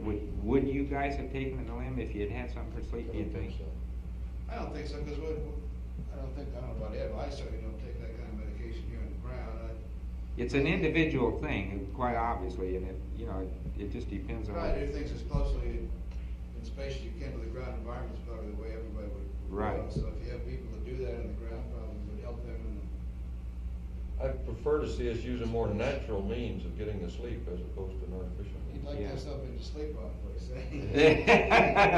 Back to that again. I think the suit's the big thing, as far as I was concerned. Yeah. It keeps coming up. Couldn't roll around, even you couldn't roll around in a hammock and the damn neck ring was hitting the back of the neck. Yeah. There was one thing, Chuck, about fatigue. The only thing that I felt fatigued, any muscle that I felt fatigued, was a darn hand muscle in the right hand because of that glove. Because you were fighting that glove. Yeah. And working the core tubes, unscrewing the core tubes. One of them I couldn't get by myself. Getting the caps off of them, that was very fatiguing, and that arm gave out. How about when you're carrying a barbell out there and you're getting this thing? You said you had to do it like Well, this. that was tiring, just because it's so cumbersome and it was flopping all around. But I eventually put it across my arms like that, and it just aside from the workload of carrying it out, it was no problem. It was heavy. Was the weight seem different? Because you commented at the time, and it sounded, and it looked like you were having trouble getting out there with that thing. Was it the weight of it, or was it just the fact that it was vibrating, that it was sort of like a fishing It was rod? mostly the vibration of it, just the flopping of it. Flopping up and down. However, I think that it was heavier than I expected from the 1.6G mock-up. Uh-huh. But we had never carried it that far in training, and I think we've made that recommendation that at least once the guys ought to carry it The whole way. The whole way. But it was primarily the flopping of those weights on the end that were giving me trouble. Okay. Let's get the, I gather that on this bowel movement thing that the preps and so forth, you had a good comment in there that went fairly well. You all did the same thing we knew pre-flight anyway. Now, how did it work out though? And the thing, do you remember, can you just tell us each one how you went? I gather Ed went almost to the end without having one, according to a comment. Yeah, Where did you go? When did Betty you? didn't. I went to the morning of the 8th day. To the morning of the 8th day was the first one. Okay. And that's the only one, I assume. Yeah. I didn't plan it that way. What I wanted to do was to have one bowel movement before we went to the surface. Yeah, I remember. So that would take care of that period of time. And I went around with a bag on my fanny for about 12 hours, hoping I could do something, and never did. And at one point, I even wished that heck we had a laxative aboard to help me do that. I'm not sure whether that's a good idea or not, but it sure seemed like it at the time. And I was really concerned that I'd need to have a bowel movement while we were on the surface. Yeah. And I got through that period, figured, well, we got it made. Be good to get back to the command module and use the bag, and I still couldn't. And it was till the 8th day, and that was a whopper. Did you ever get any cramps or anything with it though? No You never cramps, had any nothing, gut nothing. disturbance at all with it? Fine. Okay. I wasn't uncomfortable. I didn't even have a feeling of fullness. Yeah, good. How about you, Al? How did your cycle go? Well, I had 1.5 bags on the 3rd day, I believe it was. And then another bag on about the 7th day. Sorry. And no problem with it. I mean, there were normal consistency and sort of as far as But that's really uncivilized. that. I agree with you. Oh, We gotta find a better method. The total hygiene thing in this thing is so archaic, gross. it's unbelievable. I mean, we just got to do better than that if we're going to keep people in space. That's It's all. really the only time I didn't feel civilized, you know? Yeah. I really felt uncivilized during that whole process. The whole mess, yeah, as a big mess. And the ability to clean up afterwards, and in fact, there's the ability to maintain personal hygiene throughout the flight. Totally. We need better equipment. Stu, how about you? I went to 80 hours was the first one. I remember distinctly because I said between 80 and 81 hours approaching LOI while I'm going to do it.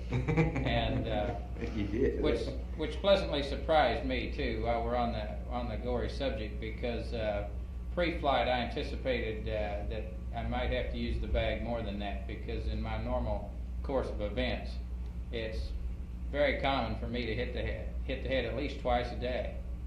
And but so I was pleasantly surprised that I got to 80 hours. And then I had one other one, and it was after TEI. I guess the next day after TEI, and I don't remember what time frame it was. Or was it? Yeah, I guess it was. It was the day after TEI, and okay, I don't remember the GET or anything. Now I can't even associate it with anything except these guys in their gas masks. I don't know what else was going on at that time. Yeah, these guys. Okay. When did you first start to use the nose drops? How far into the? Do you remember what day? third day, wasn't it? 3, I think. Third day. And do you feel that that was I'm a little bit confused about you're describing this fullness, and still, do you feel that this was a thing that was associated with this fullness that was due to the weightlessness, or do you think it was an oxygen effect, just due to the drying and so forth? And I never felt that dry. And at the time, I thought it could have been either or both. And so I just treated it symptomatically with about 1 drop in each nostril, and it was completely effective for the next 10, 12 hours. well, you could hear it. This is a fairly routine. You hear this in the guys' voices, and you know they're doing it. You know, you hear this full feeling that they have. Sometimes they get a little bit of hoarse sensation with it too, and it comes and goes. And you described it, I thought, very well yesterday. You know, sometimes in the mornings you'd wake up and it'd be better in the morning. You know, Well, Chuck. I don't know, this is kind of a subjective feeling. Kind of felt that maybe the whole full head sensation was related to a readjustment of the whole cardiovascular system, and therefore, It is. if you could relax a little bit in the evening, it ought to help it. This is my theory. Yeah. Maybe I kind of wished it that way. It's just a general feeling, nothing to substantiate quantitatively. And I think as far as the nose drops are concerned, it helped with the mucus, but it didn't help the overall fullness sensation. Did they work all right? I know we got a special with Stu here, but did they work all right? I mean, did the Just like we drop- should have, or Yeah, like so I it cleared out expected to. with me, to clear out the mucus temporarily, a few hours. Yeah. Okay. And Stu, what about now? Did you just give yourself too big a slug? Is that what happened to it, or? I think I probably did, Chuck. I'm sure that's what happened. You know, I said, well, I hadn't used any up to then, but on entry, you know, and I thought, well, I think I'll just use some of these beauties. And I think gave me too big a dose in the right nostril here, because boy, my eyes started watering, and I could feel it in my sinuses and everything else. And but it lasted maybe an hour, and by the time, I guess I probably did that a couple, 3 hours prior to entry, and an hour later, you know, I think most of the symptoms have gone away. Either that or you're getting closer to entry and you stop worrying about it. But yeah, I did. I think I overdid it, and I just, you know, I hardly ever take any nose drops or anything, and maybe I just got too much in there. It's probably pretty powerful stuff. It is powerful. I know in 1G or here, if I take more than a couple of drops of Afrin, if I use drops instead of spray, I get the same effect as Stu does. Yeah. No, that's not It's a burning and a real drying sensation. And it wasn't a lack of briefing or not trying it before flight or anything like that. I think I was just a little overzealous in the application. Well, you know, 2 drops are good, give it 4. Yeah, you know, what the hell. Did you feel that you got any? Did you get a tachycardia with that? Did you get a real increase in heart rate with that? Oh, I don't have the foggiest idea. You didn't feel it anyway. Yeah. Gee, Afrin y'all can- had the. He pumped a little more adrenaline. He got mad at us for suggesting that we usually use the gun. Yeah, I was teed off at the suggestion. Did any of you all had some evidence in your ears on the first exam when Bill saw you of having some bubbles in there? And did you have any sensation during re-entry that you were having trouble clearing your ears? Any of you? No sensation. No. Surprising to me, I was looking for it. And surprisingly enough, I had no problems at all. Not a bit. I could feel the pressure change, but Felt I mean, like I it- could hear them pop. But you know, I did that too on my suit integrity check. I could feel the pressure. Yeah. You know, and you just sort Sure. of pop it. Hey, I'd like to make a comment before I forget about this voice sounding full. You know, I noticed that you'll do that a lot if you. I think maybe it's because the atmosphere is dry, but if you're doing a lot of talking, and then you come on, and I would notice myself sounding full, and I say, gee, I'm sounding like that, and my head wasn't consciously full at all, but I could tell in my voice that I was sounding. Hear it like in your voice. if you've been doing a lot of talking. Right. Well, that's true. If you do, you know, like if you end up just talking all the time, like if you end up here like in a session yesterday where you talked a lot during the DV, you may even have had that kind of thing. If you just talk a lot during the day, you can have it. We don't have too much else to do in here, Charles. Yeah, I know. Now we're back to that. Hey, Chuck, comment on those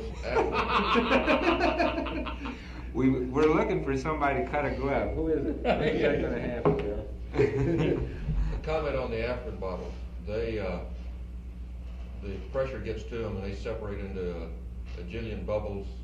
That emulsion is very bubbly and filled with air. As soon as you take the cap off, it comes out, starts leaking. It's a little knowledge in the bottle. Yeah. Okay. And it's kind of difficult to control that stuff when you use it. That was the first time you opened the bottle or after? Always, always. Every time you open Yeah. it.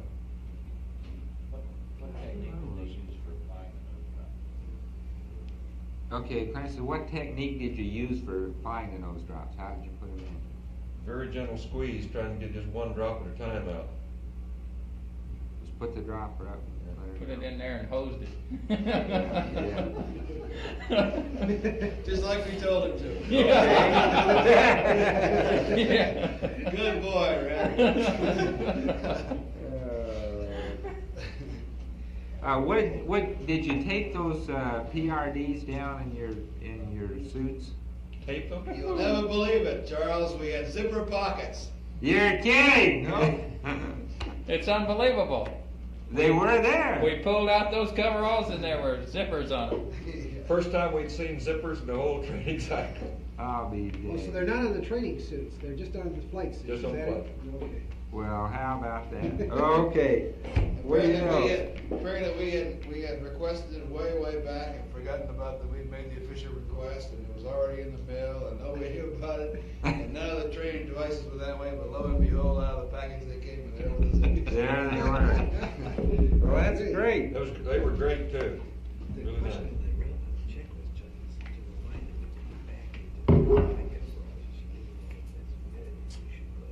Oh, okay.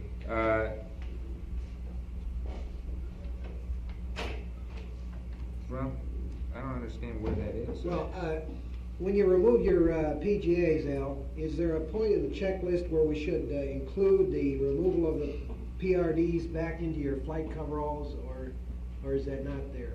Or what? It already says, take all the items out of here.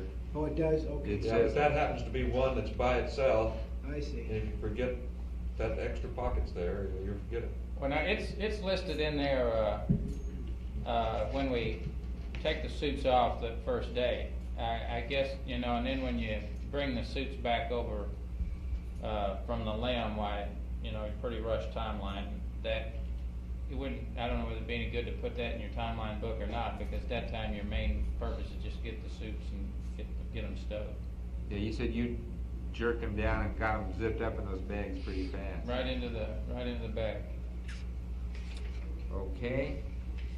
Probably wouldn't hurt, I guess, when we list the items to take out of the suits.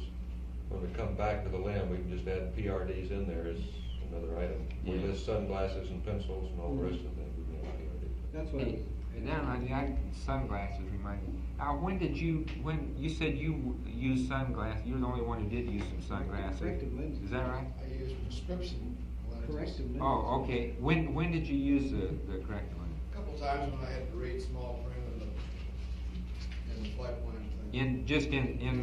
In the command module deal? Yeah, with the helmet off all the time. I didn't use them. all the time. No, I didn't. I'd use it from time to time in the simulators, particularly in the LMS. The only time when I can't adapt is the low light levels. Yeah. Did you have any feeling about that on the lunar surface, Al, that the light levels were bothersome to you because of that? Because that is a very typical thing. That's an interesting The point. light levels were generally higher in the lunar module. The thing that you don't simulate on the LMS is the difference between day and night on the sun and moon. How about out So on the the LMS is surface? dark all the time for all practical purposes. How about out on the surface, when you were actually out on the surface and had your visor down? You know, Did those light levels bother you at all? I mean, did you feel that you were having any difficulties in It's the only either, problems I have is with reading small print at close distances when the light level is Yeah. low. And I had the problem in the LMS. A couple times in the CMS and the LMS, I think, I don't know how many times I Yeah. broke them out, but I don't know, perhaps Yeah. 6 or 8 times with the Try to read that damn card as about the only time I've ever seen you use them. Yeah, but in on the CNN. surface, Chuck, Yeah. it's either stark white, I mean dazzling white, or it's absolutely black. Or it's So black. I don't think eyesight has a great deal to do with it at that point. Yeah, that's Yeah. right. I think you've covered most of that stuff about the vision on the surface and so forth pretty well in there. I think you've done that very well in the thing, so I don't think we need to, if we have something that comes back up for that, well, we'll get the word to you. But as far as I can tell from getting through all that so far, I think we've got most of that covered pretty You know, I well. might point out to you, if you want to pursue the visibility further for any sort of medical things, if you look at the photographs, in my opinion, they're exactly what we saw. Is that right? If you look cross-sun, the visibility is great. If you look up-sun, everything's glared out by the sun. If you look down-sun, all of the gentle, subtle rolling and the subdued craters, they just disappear on it. Yeah. But cross-sun visibility is great. The photographs show it the same way.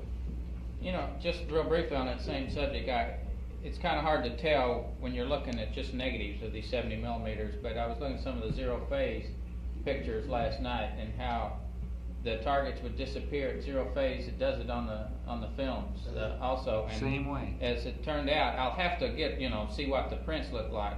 But my first impression is that I didn't see much more than what the camera did at zero phase, which is going to surprise me because I would have thought different. Yeah. But I don't take that as any sort of data until I've had a chance to really see a blown up print. I'm just looking at Yeah. some negatives in here.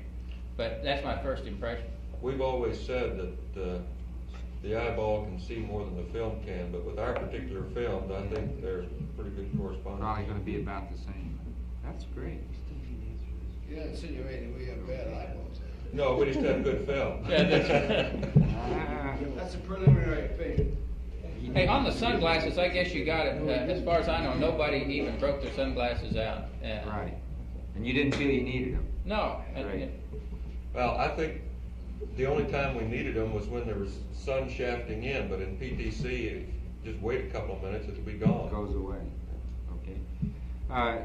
Ed, there was a time at 196 hours where we lost your respiratory, so your CPN. Did you notice whether was the signal conditioner disconnected then, or was there a sensor loose or anything? Did you know No, that? there was nothing different, it just quit apparently. It just quit. You couldn't see anything obvious as to why. No, I went down and went over the whole system, we checked the sensors, checked the belt, checked the connection, and we were getting too close to entry to really do a great deal of troubleshooting. So. No, there was no point to do it then. And, okay, fine. Well, we're going to check those things. We never had a signal conditioner as such fail, and that's one of the things that's sort of interesting. If it wasn't a sensor problem, we want to be sure and check those signal conditioners out. Okay, I think we got most of this mobility thing done in there. While we're talking about that biomed bill, let me just say that I think my urine bag problem, the UCTA problem, is kind of related to that bill in that, the UCTA is held by that elastic strap. Right. And I think the problem in getting that hose length correct has to do with the fact that the UCTA doesn't always end up in the same place. You try to get it below the belt so that it doesn't get on top of it and increase the dimension in what you've already done. And I think in doing that, I probably wore it a little more, wore the gun down the hip more maybe. Yeah. In retrospect, if there's some way that thing could be fixed, just like the in bottom place. was fixed, then it wouldn't move up and down, and therefore you can adjust the hose length a little better. I wore mine differently. I wore mine over the bio belt. That may be the difference. Yeah, well, I think it's a question of fixing the vertical height of that thing, so you can get the right length of the hose. Because mine was up and down, and I think when you reached in, you probably found it was sagging down as a result of being full of fluid on the one hand, but also because I used to wear it below the belt on the other. Yeah. But his hose had a definite kink in it. It came out of the fitting and just made a sharp kink, and it was bent, just like you see the hose. Yeah. Very good. Did you feel any real dryness of skin as such, or dryness of your lips or your nose at all? Did you ever have any sensation that way during? Not exceptionally for me. I sure didn't have any obvious sensation of dryness. I noticed I don't know whether Stu did, I noticed his lips were cracking about the 4th or 5th day after we got back from TEI. But I don't know if you got it or not. No, I didn't feel dry. In fact, I noticed it cracking in here too. No, I didn't feel any dryness particularly at all. Okay. I think we got these all covered. Did they talk to you about the Phil Chapman wanted to tack on the light flash thing on the end of this thing here? Yeah. So once you tell them to come on in and let them get that out of the way then. Hey Chuck, just real fast on. I know you've got to take the data and you're looking ahead to the longer flights, and I'm not trying to downplay it, but this weight loss, I think in my case, I don't want it to be misconstrued. I was just sitting here thinking, I weighed less after our field trip to Iceland than I did after this flight too. A weight loss of me of 5 pounds is no, just comes and goes with no problem at all. Well, that's why the body water things are going to be pretty important. Yeah. To know is that really it? Is it really a total body water loss kind of thing? That'll be Yeah. a real important plug to hang on there. That's why we'll go over that with you so that it is clear. Mm-hmm. We won't have total body water or extracellular fluid space until after quarantine. That will be done in beta. Those are beta emitters. We're just doing the gamma counting here. Why can't we get it out? Oh, we'll argue that with you later. We're just not equipped. Let's get it out. I'll talk with you later. There's a scientist, let's go. Where's Bill? Yeah, there he is. Bill, go out. Hey, y'all want to eat coffee? I got a big pot right here. Yeah, I'm coming over to get some right now. Oh, you Dick suggested that we should tack on a few questions about light flashes at the end of this briefing. That's what we're about to do. What we'd like to do is to clarify some of the subjective impressions that you got of what you saw in the way of light flashes, and also to clarify the conditions under which you saw them. Excuse me, could you stand back from the mic just a little bit? That's a boom mic. Phil, and that why don't you sit right here, it'll pick it up. Okay. It'll really blast us out. Let's go. You need to get reasonably close to the mic. You should be right in the middle. Is there a way that the room could be dark? That the room could be dark? Yes. In a while. You know what? Okay. The first question we got is the streaks that you saw. Were they a very sharp phenomenon, or were they rather diffuse, like fuzzy? Ones I saw were very sharp. There was no mistaking what it was. It was a streak so long, instantaneously disappeared. Yeah, I think that's correct. Both the single streak and the double shot appeared to be very clear to me. They were quite clear, and I think I made the comment over the loop that most of my streaks appeared to be on the periphery. And for the first several days, I got the impression that this direction was predominant. Later on, it appeared that I don't think I could get that good a pattern, but that was my first impression for the first couple of days. The next question is, was there any apparent direction of propagation? And could you tell it was coming from one side to the other, or was it just a flash? Several times you did say from the left to the right or something like that. Tried to correlate it, but in my case, I couldn't really correlate a pattern out of it. Yeah, I would think that the time period in which we tried to report them streak by streak, flash by flash, was representative. And it was my feeling that it was generally random during that time period, and therefore generally random throughout the times that we were noticing them. No, I meant, could you detect that it was moving from one side to the other in general? Yes. It was moving in a specific Oh, flash. a specific flash, yes, yes. But you could see it as a travel from one side to the Yes, other? You really I think we could. tried to report it that way, didn't we? Yes, you Yeah, did report them. that's the way That's the what's impression puzzling is. us, because it happens, it has to be very fast, you know. Isn't that question kind of redundant then? Don't believe you.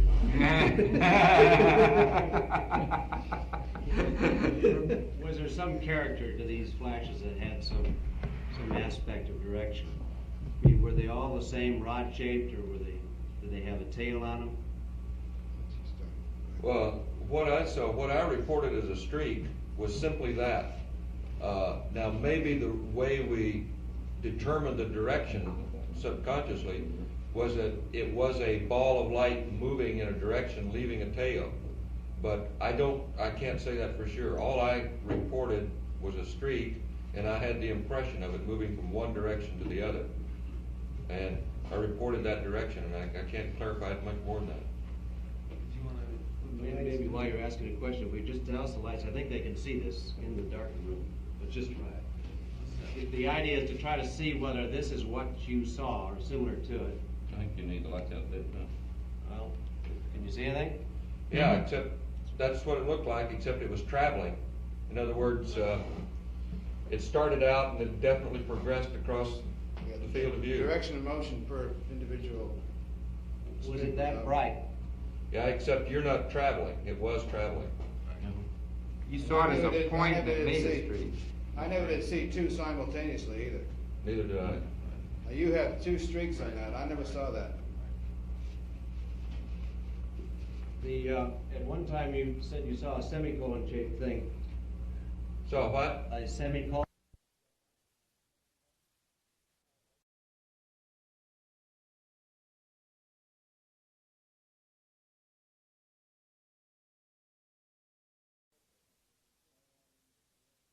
Most of my streaks appeared to be on the periphery, and for the first several days I got the impression that this direction was predominant. Later on it appeared that I don't think I could get that good a pattern, but that was my first impression for the first couple of days. The next question is, was there any apparent direction of propagation? And could you tell it was coming from one side to the other, or was it just a flash? Several times you did say from the left to the right or something like that. Tried to correlate it, but in my case, I couldn't really correlate a pattern out of it. Yeah, I would think that the time period in which we tried to report them streak by streak, flash by flash, was representative. And it was my feeling that it was generally random during that time period, and therefore generally random throughout the times that we were noticing them. No, I meant, could you detect that it was moving from one side to the other in general? Yes. It was moving in A specific Oh, flash. a specific flash, yes, yes. But you could see it as a travel from one side to the other? Yes. You I really think we could. tried to report it that way, didn't we? Yes, you Yeah, did report them. that's the way That's the what's impression puzzling us, because it happens, it has to be very fast, you know? Isn't that question kind of redundant then? Don't believe you.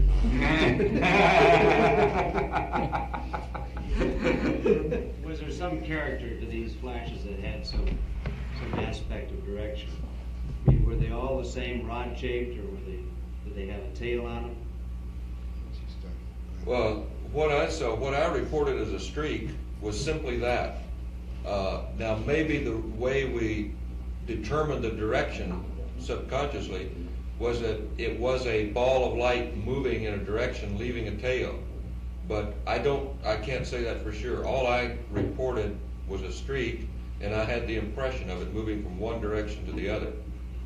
And I reported that direction, and I can't clarify it much more than that. Maybe while you're asking a question, if we just douse the lights, I think they can see this in the darkened room, but just try it. The idea is to try to see whether this is what you saw or similar to it. I think you need the lights out there, no? Well, can you see anything? Yeah, except that's what it looked like, except it was traveling. In other words, it started out and it definitely progressed across the field of view. Direction of motion per individual. Was it that bright? Yeah, except you're not traveling. It was traveling. You saw it as a point that made a streak. I never did see two simultaneously either. Neither did I. Now, you have two streaks on that. I never saw that. At one time you said you saw a semicolon shaped thing. So what? A semicolon shaped object. This was in the first report. Before the I never did. If I reported it, that's what I saw, but I don't remember it.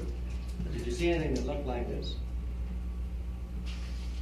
All I can say is whatever was reported is what I saw. No, we discussed the various shapes prior to flight, and I concentrated pretty hard on trying to see the shapes, and I think as I reported, it was either a streak and just a rather simple streak, or it was a flash and rather a simple flash, nothing too exotic about it, and on a more rare one would be maybe just a pinpoint of light for an instant, rather than get the idea of a flash. So it would just be a pinpoint for a second and it would be gone. But that was more rare than the other two. By a flash, you mean a distributed sort of thing? Yeah, I meant like watching an explosion. Just a ball versus just a steady dot. Yes. Was it like this at all? Can you see that? No. Can you see this one? It's small. Can't see it. We're not getting any light. I don't think it's lighting. Oh, there was something just as you turned it there. Okay, I can see that. I mean, multiple, Well, this one. Okay, that to me would be the pinpoint that I'm describing. The eruption, or the nova as we call them, would be more of an explosion. Yeah. How about this? Yeah. Was there more dots than that?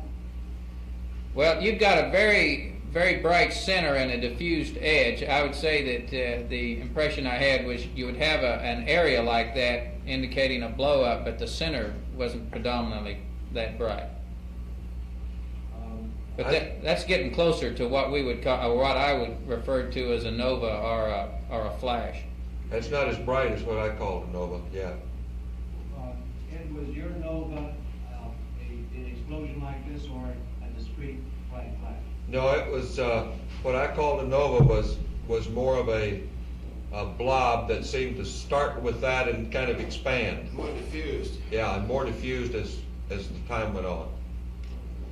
But brighter than that? Brighter than that, yes. That's about what I'd call a flash or a star. Here again, you've got too much contrast between the center and the diffused area there, though. That's some light. Also, your time frame that you're flashing, that's too long. It was faster than that. But am I right, Ed, from what you just said, that when you said flash, you really meant a star and not what you just described? I think I almost tended to use flash and star interchangeably. That's not true for you. No, when I flash, nova to me were essentially the same thing. The only distinction I make is the pinpoint versus an explosion. Okay, I think what Stu was calling a pinpoint was about what I'd call a star or a flash. And a nova, to me, was a much bigger, brighter thing.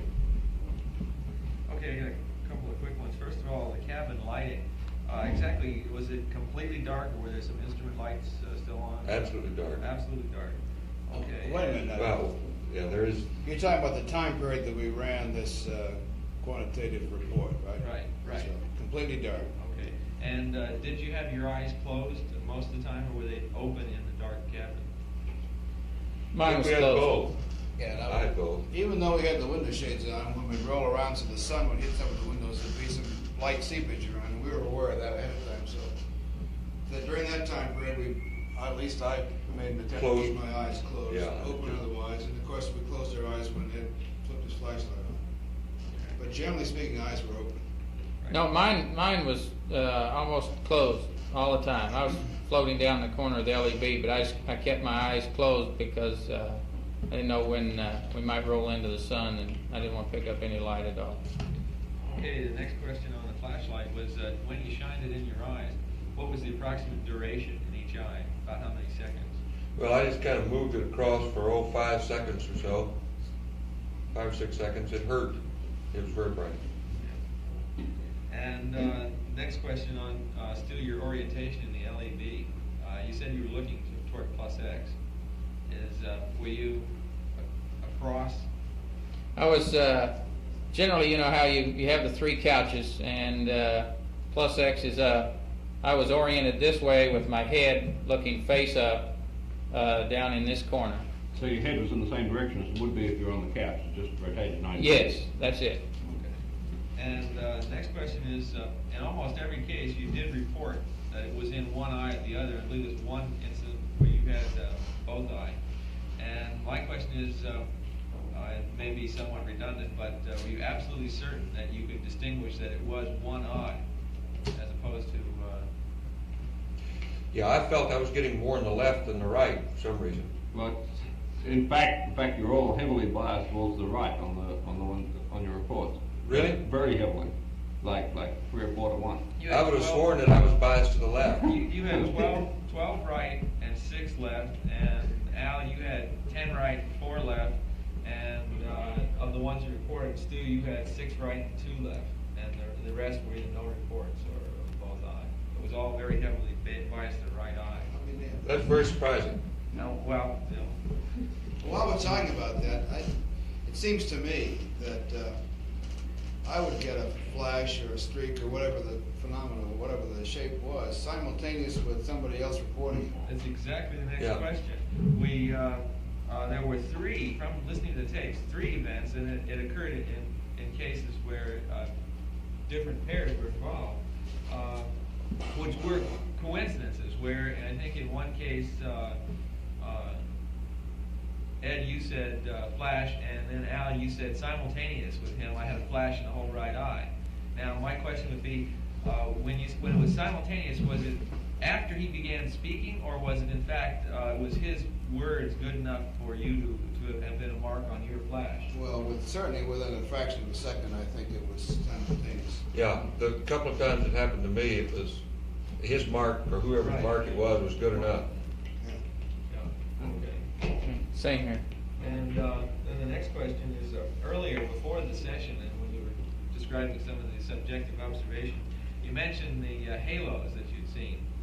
That you'd see a flash followed by and we finally got Stu to take his halo off and put it away.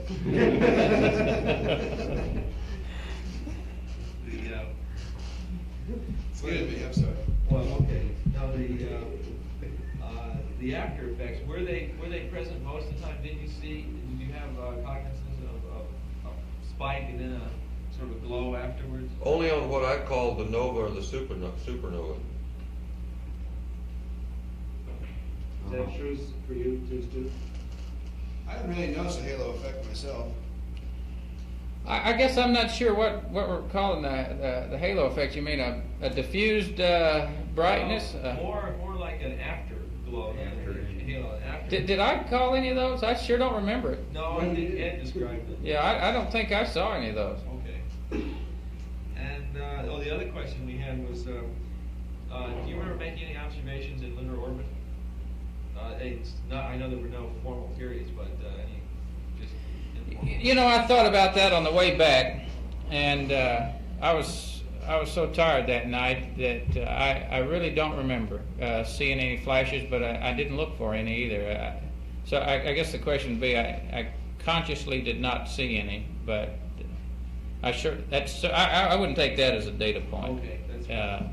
And then the final question that I have is, after our formal session, that was at about 191 GET, you then had a sleep period later on. Do you remember whether you saw any during that sleep period closer in?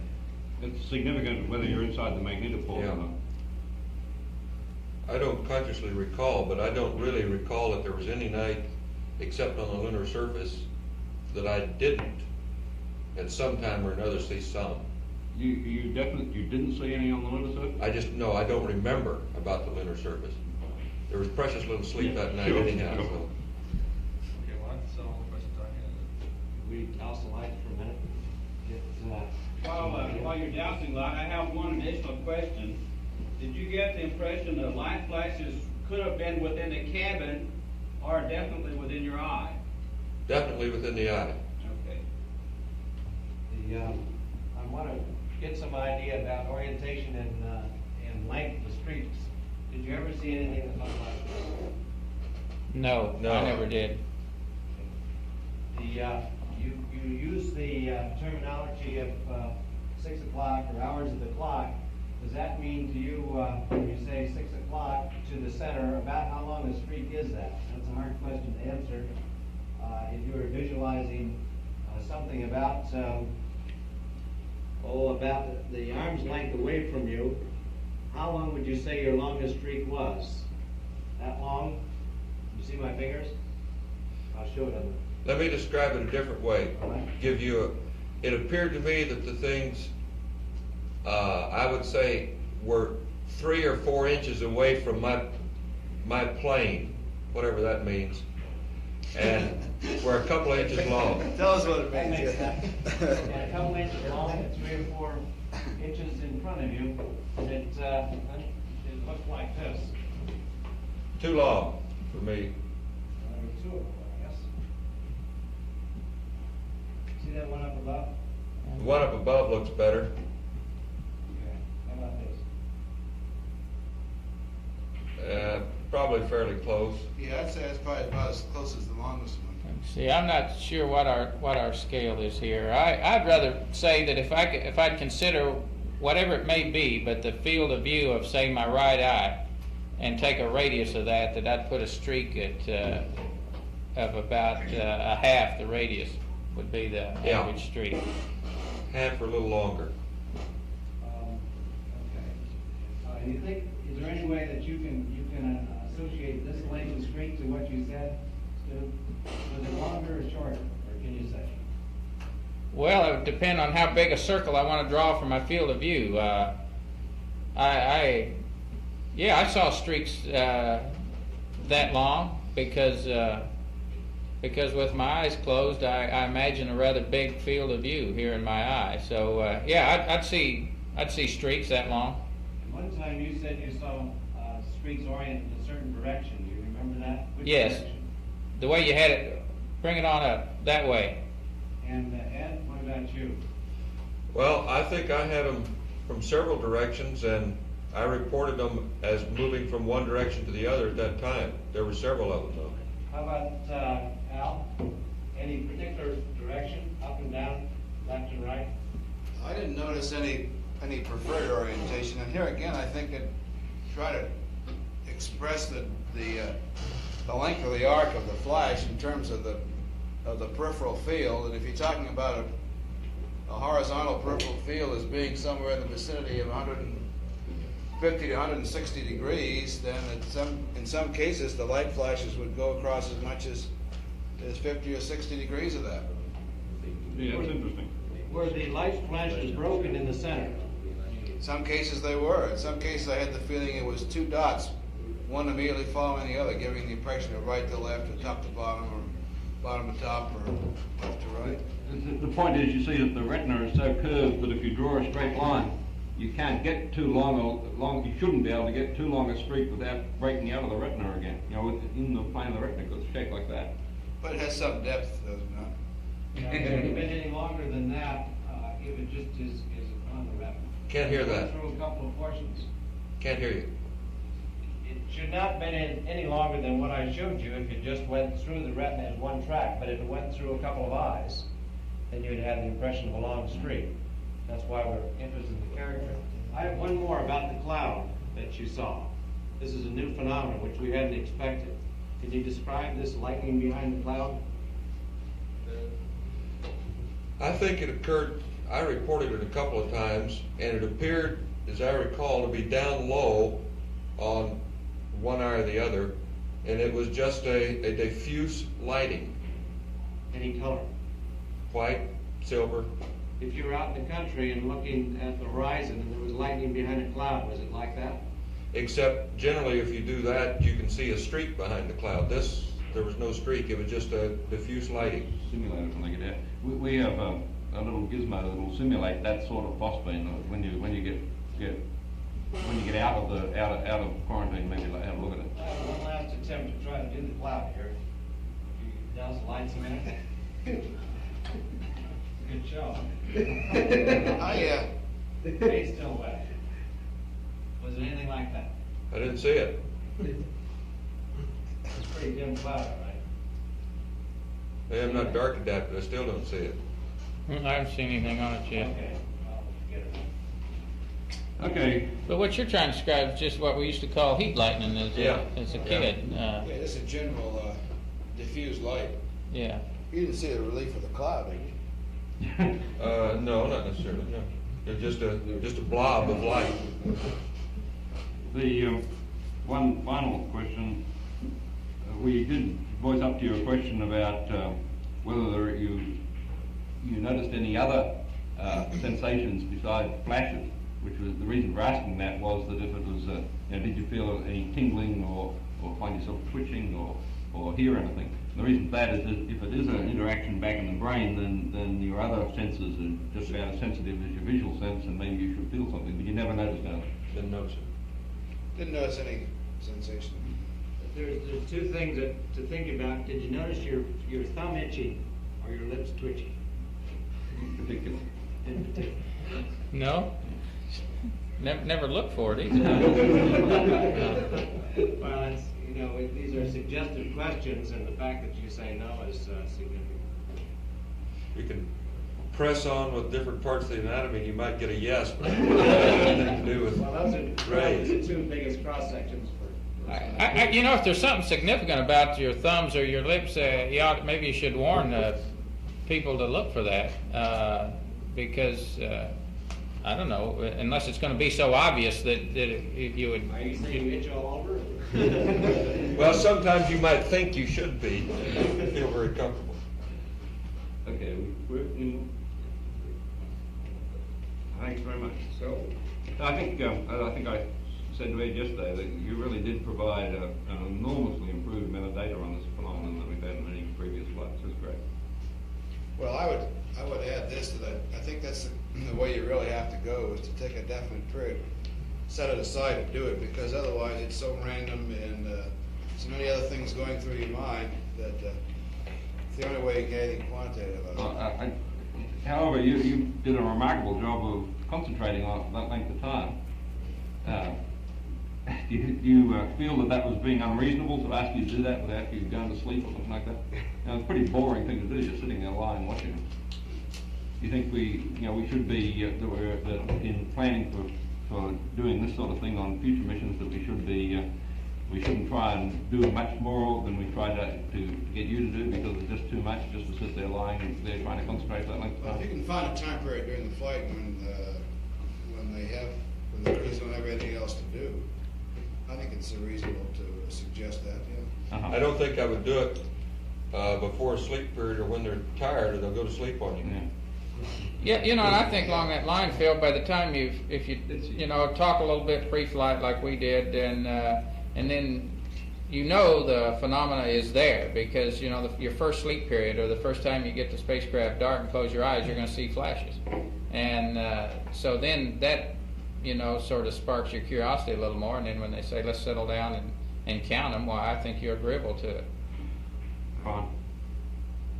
Okay. Hey, one other comment on that, and I'm not even sure that it's related, but I really think that this is just a general impression, that if I would look at say the glow of the wristwatch or something like that, and then close my eyes again, I'd almost always see a flash. And I tried then to correlate looking at say a crack through the window shade, or looking at my watch or something, and then closing my eyes, and I really came to the impression that the two may have been correlated, but I never really looked at it enough to say that for sure. But I think there was a correlation between seeing a light of something like this and then closing your eyes, and pretty soon you'd pick up that flash. That's an important observation. If the action is directly in the bipolar or the retina cells, the outer segment, you might expect it to behave the way electrical phosphines do, rather than just from light, which takes dark adaptation. What do you think about that, Ed? I'm not quite sure what your point is. I was going to make the comment that with respect to the flashes, putting the flashlight in my eyes did not seem to destroy my dark adaptation. Now, what that means, I don't know. Did you do like that? Yep. That slow? Or that fast? Yep, for some time. You certainly wiped out some of the nerves. I wiped out something. Wiped it all out. I'm not sure that's true, Chuck. How long did you do it? You should wipe it all out. A couple of minutes, minute. A minute, back and forth like this. About 5 seconds per track. Something like that. Yeah, hey, you know, now, I know what you're saying, though, is that the reason you think you didn't knock it all out is because you could still see the flashes? Is that what you're saying? Well, the cockpit looked different. Remember, I was doing this eyes open. And it seemed like, with just what I consider dark adaptation, that I was more dark adapted, that I dark adapted much sooner after doing that than I did when we started the experiment. You would. Oh, Yeah. Sure. Yeah, that you would do. Because you wipe out the cones less with that, just with the flashlight you do with the tungsten light or, Hey, I'd like to make sure that on this dark adaptation, now I know during the formal hour or 40 minutes, whatever it was, that Ed was shining the light.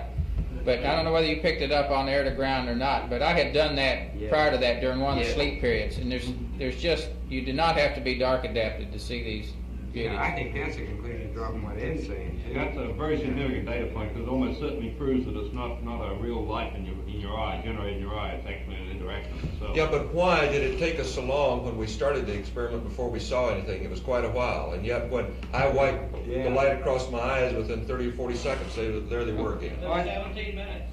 Pardon? 17 minutes. No response from you. Yeah, but when I did it with the flashlight, within 30 or 40 seconds, they were right there again. You said that they were fainter. They seemed fainter than they had on previous times that you observed them, and there definitely is a threshold effect of some sort, because you saw twice as many during that period as the other two did. And I think maybe it's just, my guess was when you didn't see them and then you started to see them regularly, was that it was just that they were fainter. They seemed fainter than you expected, and so it took you a while to sort of get your attention down to fainter ones than what you were looking for. Well, that may be the case, except they did indeed appear fainter in the beginning, and it wasn't a matter of looking for fainter objects. They were brighter after a while. And for you, Al? And they didn't diminish in brightness when I did the flashlight across my eyes. They were still just as bright 30 seconds later as they had been before I used the flashlight. And that's why I'm questioning the dark adaptation bit. Either I didn't wipe the dark adaptation out, or there is something related to dark adaptation that influences the phenomenon. I don't understand it. Doesn't make sense. That doggone time period that we did it, and the few flashes we saw was very surprising to me. And we talked about this and we commented on it at the time. Boy, it seemed like you'd wake up during a sleep period, and they were all over the place. Now here again, maybe I'd lose track of time. You're laying there in the dark cabin, and maybe it was longer than what I thought, but it just seemed like that. There's abundance of flashes, and I was amazed when it took 17 minutes to see a flash. I thought any time that you wanted to close your eyes, you were going to and concentrate on it, you were going to see these things. That's why I suggest that you really ought to set a time period aside, because it is such a random function as far as I'm concerned, that to try to do it on a non-quantitative basis is off the top. Yeah. Plus the fact that I think that each individual is going to report at different levels of activity too. I had the feeling there was maybe some little faint things that I would sort of see that I didn't want to talk about because I couldn't define them as a flash. Yeah, I had those too. So I think also it's a good idea to do it this way, because your subjective impression is not necessarily right. Like you felt that you saw more from your left eye than your right, and that wasn't true. That was wrong. So we need to get the data real time. When you go to sleep at night, do you see any of these things? Most people do see something as they're going to sleep in a darkened room. They can't get to sleep right away. Down here. I think everybody does. Certain, I don't know.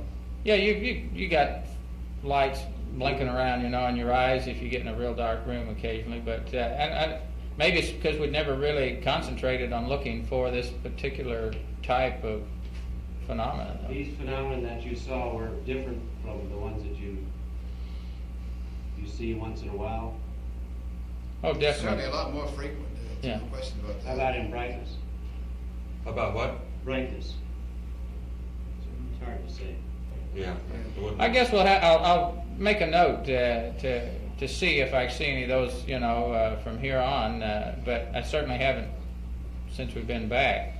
But here again, and Ed mentioned this, and I agree with him, but it's another subjective thing, that the flashes you see when you wake up in the middle of the night as a whole appear to be brighter than the flashes as a whole during that experiment that we did during the day.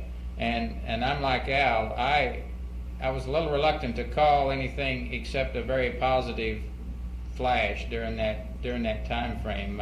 You know, I wanted to make really sure that was indeed a mark at the time that I called it.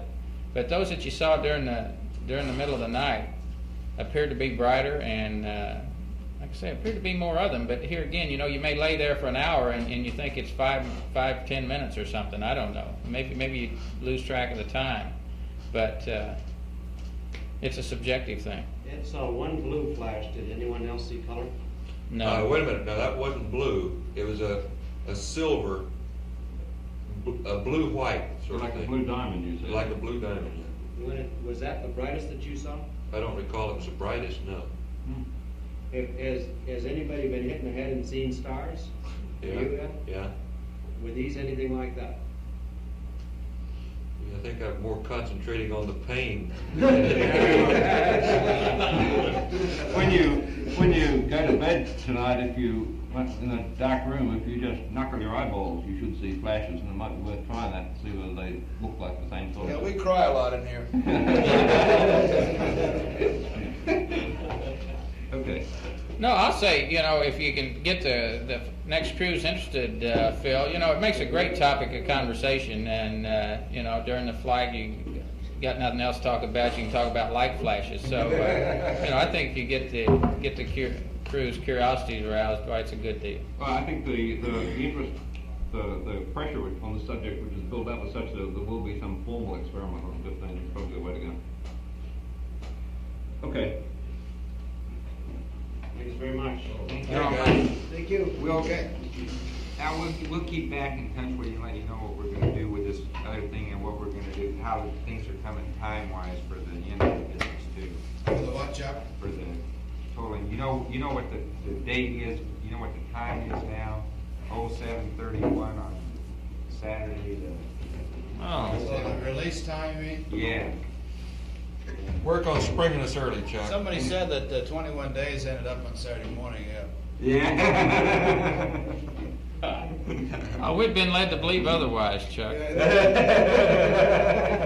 In the debriefing plan, it says 0800 the 26th on Friday. Deke says we get out Friday morning. Yeah, he called me yesterday. Yeah, he called me last night. He says, "How the hell did we ever get this number here?" I said, "I don't know where you got that number." Well, the radiation people are here. We're talking about release and all that kind of business. Can we get a hack on when they're going to get total body counts?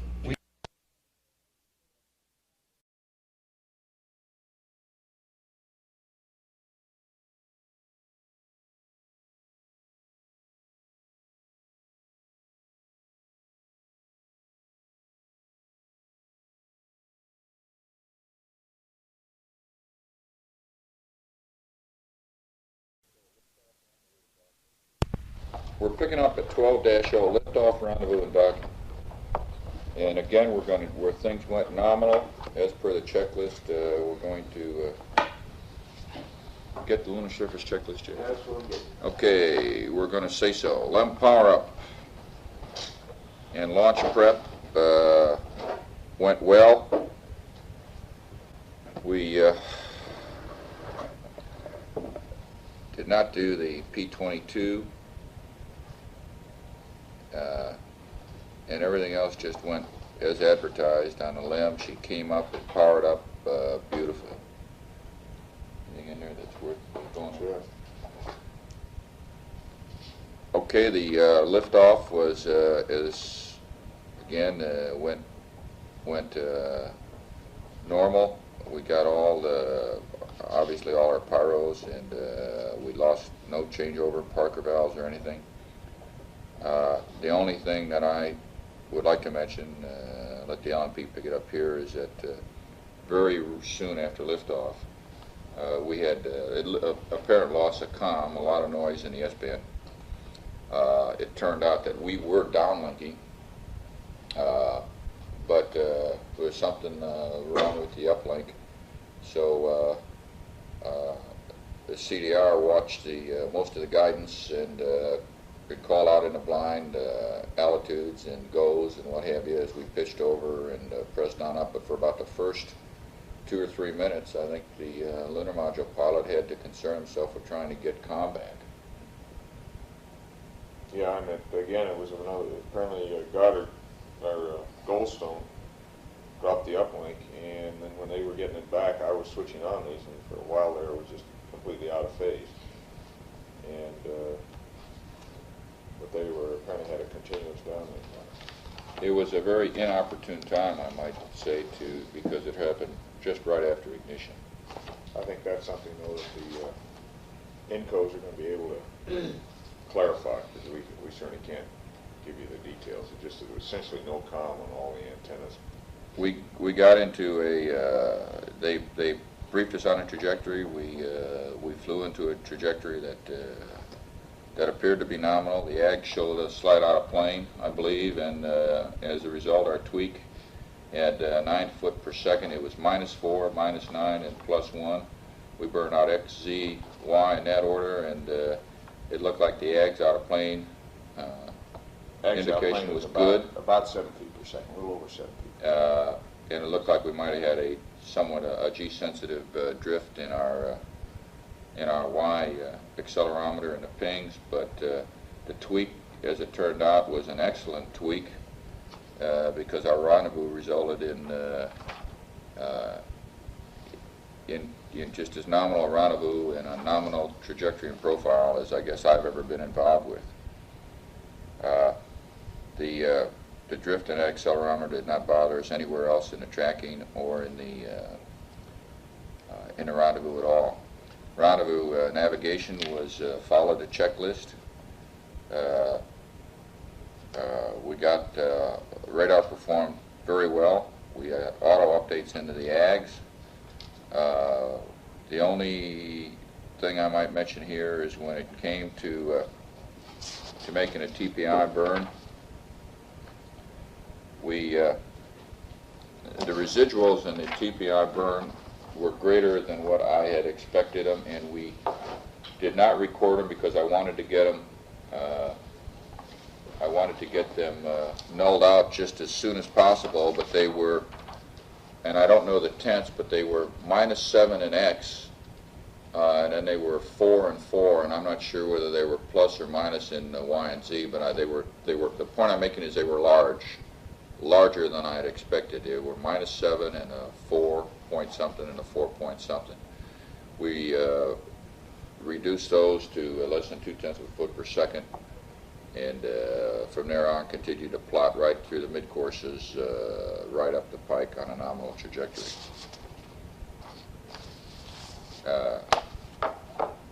Communications after that first lash up, you got any comment about that? No, the comment was good. A couple of comments about the AGs. After about 5 or 10 minutes, or early in insertion, I always check the accelerometers or the after insertion. And they looked real good, except about 5 or 10 minutes later, and I can't remember exactly, I looked and I had accumulated a foot or 2 per foot, maybe a foot and a half per feet per second at X. So Gene went free, and I did a gyro cal, and after that there was no significant accumulation in X. That went very well. I did that without talking to the ground, but I felt I had an understanding with him that was something that we could do without fear. Let me just also mention on the TPI solutions, the AGs had essentially within 2 or 3 feet per second a good TPI solution after 6 marks. The insertion solution was not very good. It was off by number of feet per second in X and even more in Z.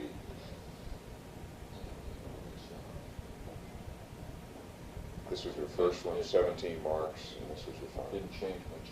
No. The pings recycle and pings final were Very close, within a couple feet per second in X, they were right. Yeah. And a pings recycle had, I don't remember exactly, the cost for 15 marks. I think You had I had 17 marks. And there's more data in the data card book about various ag, at certain times, marks with the ag solutions. Okay, the mid-course solutions. First mid-course agreed effectively all systems except ags out of plane was a little bit high, and the decision was made to burn the onboard ping solution out of the LEM, which was minus 1.2, plus 0.4, and plus 0.3. We continued to track right up the pike. Mid-course 2 came up, and we again compared all the solutions. The ags out of plane was still a little bit high, and in actually the opposite direction from the pings. We had a slight variation in the CSM solution in Z. I don't know why. It came up with plus 5.4 feet per second in Z. So we really didn't get a very good correlation between the CSM and the LEM on the second mid-course. But the pings was still performing, the radar was still performing, and based upon our trajectory plot and based upon our following the nominal inertial line of sight rates, we decided to burn the pings, onboard ping solution in the LEM, and it was minus 0.4, minus 0.7, and minus 1.6, and from there on out we just continued to follow the inertial line of sight angles, and very little tweaking in either in Y or Z, and we just sort of floated right through the braking gates at 1 mile. I think we took about 6 or 7 feet per second off to hit 30. We met all the gates as prescribed, and just came moving very slowly into final station keeping. Went into a formation flight around the CSM, got a good inspection of the spacecraft in the sim bay, the report of which is in the transcript. Everything looked good to us.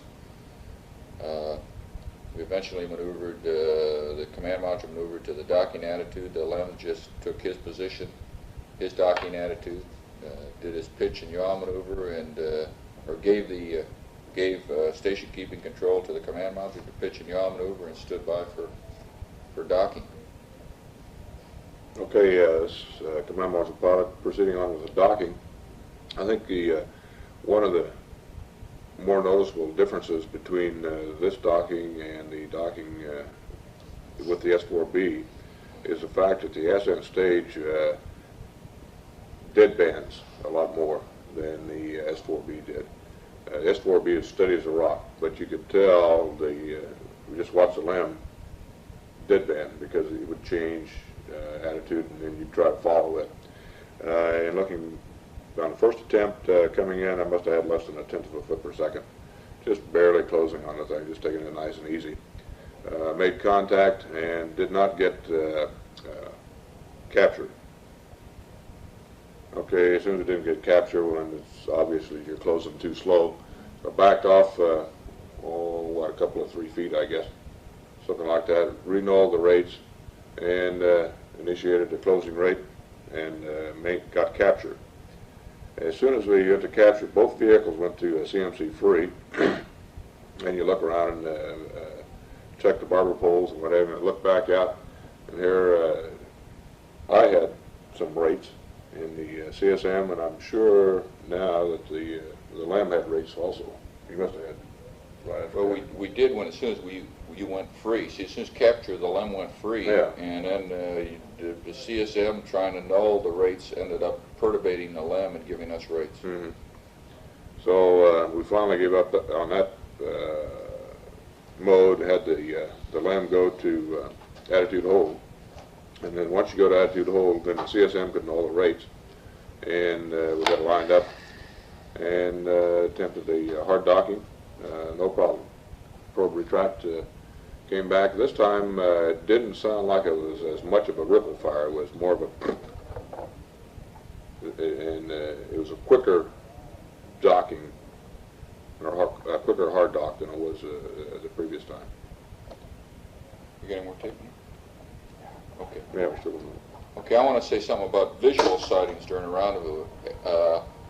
I was able to, from the LEM, I was able to see the command module when it was sunlit at somewhere around 100 miles, and definitely define that was a command module. After the command module went into darkness, I could not pick up his tracking light until we were well within about 40 miles. I think this transcript have got more an accurate time, but could not pick up the docking light, the rendezvous light, rather from the command module until we were well within 40 miles, and then just a initially very dim, faint flash. I was able to verify on board that the LEM tracking light was working, and I finally figured out how. It was reflecting off the underside of the EVA handrail on the left forward side of the LEM. So I could see the LEM tracking light flashing. And also, when there were some particles we took with us that stayed with the spacecraft, and you could see the sequential flash off of those particles as a result of our LEM tracking light.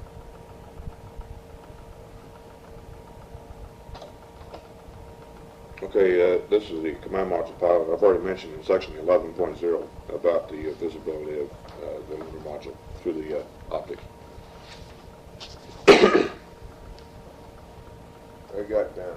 Let's see. Anything else to add about photography and television? The photography on the LEM, we'll just have to wait and see how it turned out. I took a lot of footage.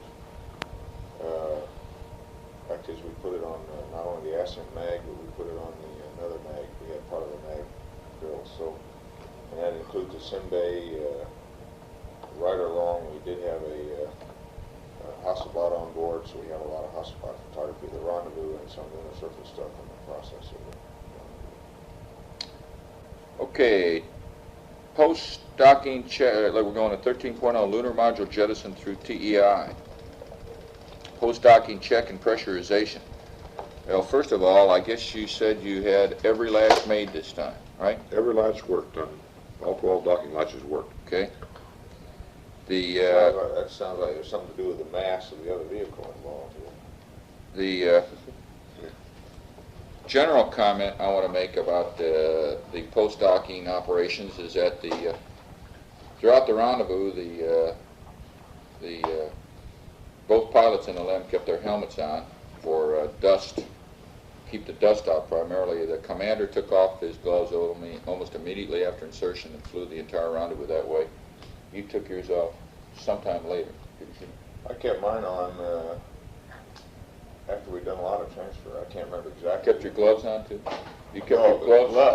Okay. After insertion, I did most of my pre-insertion work with the gloves on because I didn't want to take the time. I want to get that initial ag solution, and I could get that fairly rapidly with the gloves. And I didn't take the gloves off until maybe 10 or 15 minutes after insertion. But I kept the helmet on all the way through most of the transfer, just to avoid breathing the dust because I'd had the irritation, sinus irritation on the surface. And the commander kept the helmet on throughout the rendezvous and docking. I took my gloves off after insertion and left them off. Now, when we started getting prepared, as soon as we were hard docked, the commander took off his helmet. And as I look back at that, because of the dust debris in the LEM spacecraft, I'm sorry I did it. I could have left the helmet on, and I would have had a lot less, not troublesome, but it was just eye and mouth type of irritation. You knew you were in a very heavily infiltrated atmosphere in the LEM because of the lunar dust. Although I don't know how much lunar dust previous flights had, but I think we saved a great deal of grief by taping up, by sweeping all the dust we could find on the floor into the holes and putting our tape covers over those holes. I think that had to help a great deal because there was an awful lot of dust on the floor that we didn't see. So I had, Commander had his helmets and gloves off throughout the entire transfer.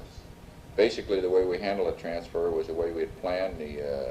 I think the LEM pilot did most of the preparation of the gear in the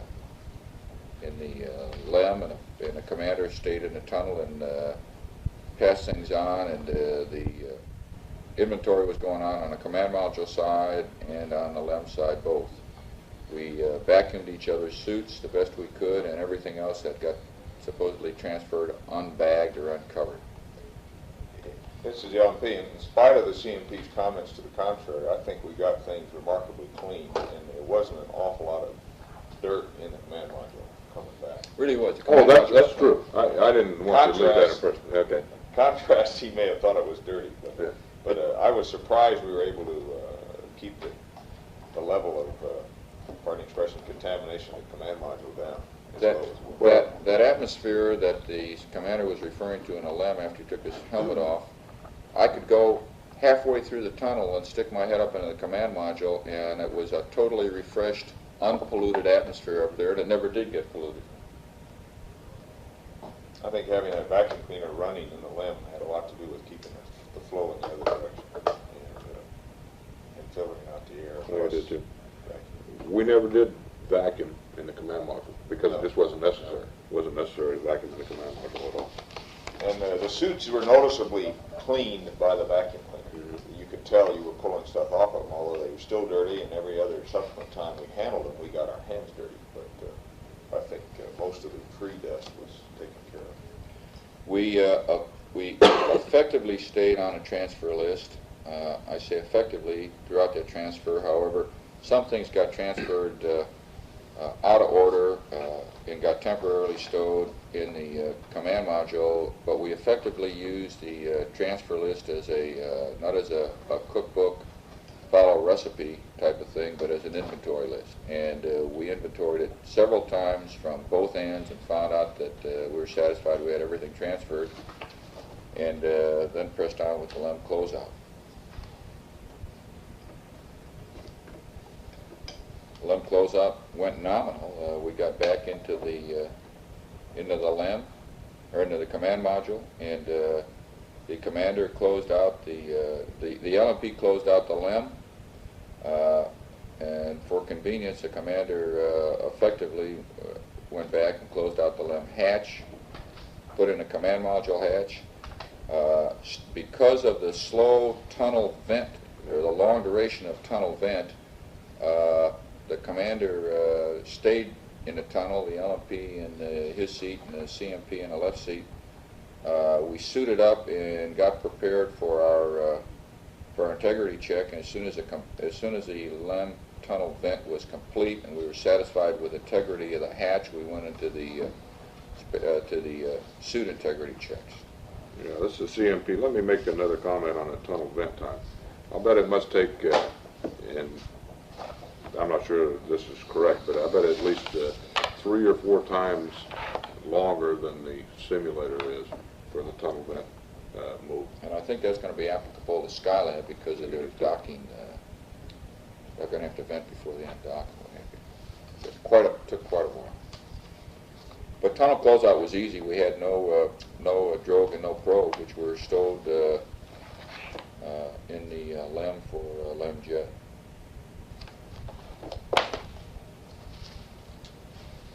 Going through the rest of these mine triggers under lunar modules and through TEI, we just followed the checklist, and it all seemed to happen just as advertised.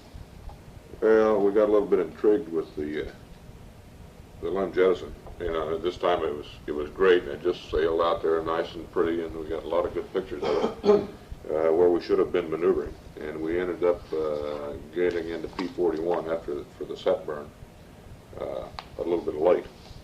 But that's no problem either, because we just turned the residuals in P41 and got a good set burn. I want to make a comment that I think cleaning control in the command module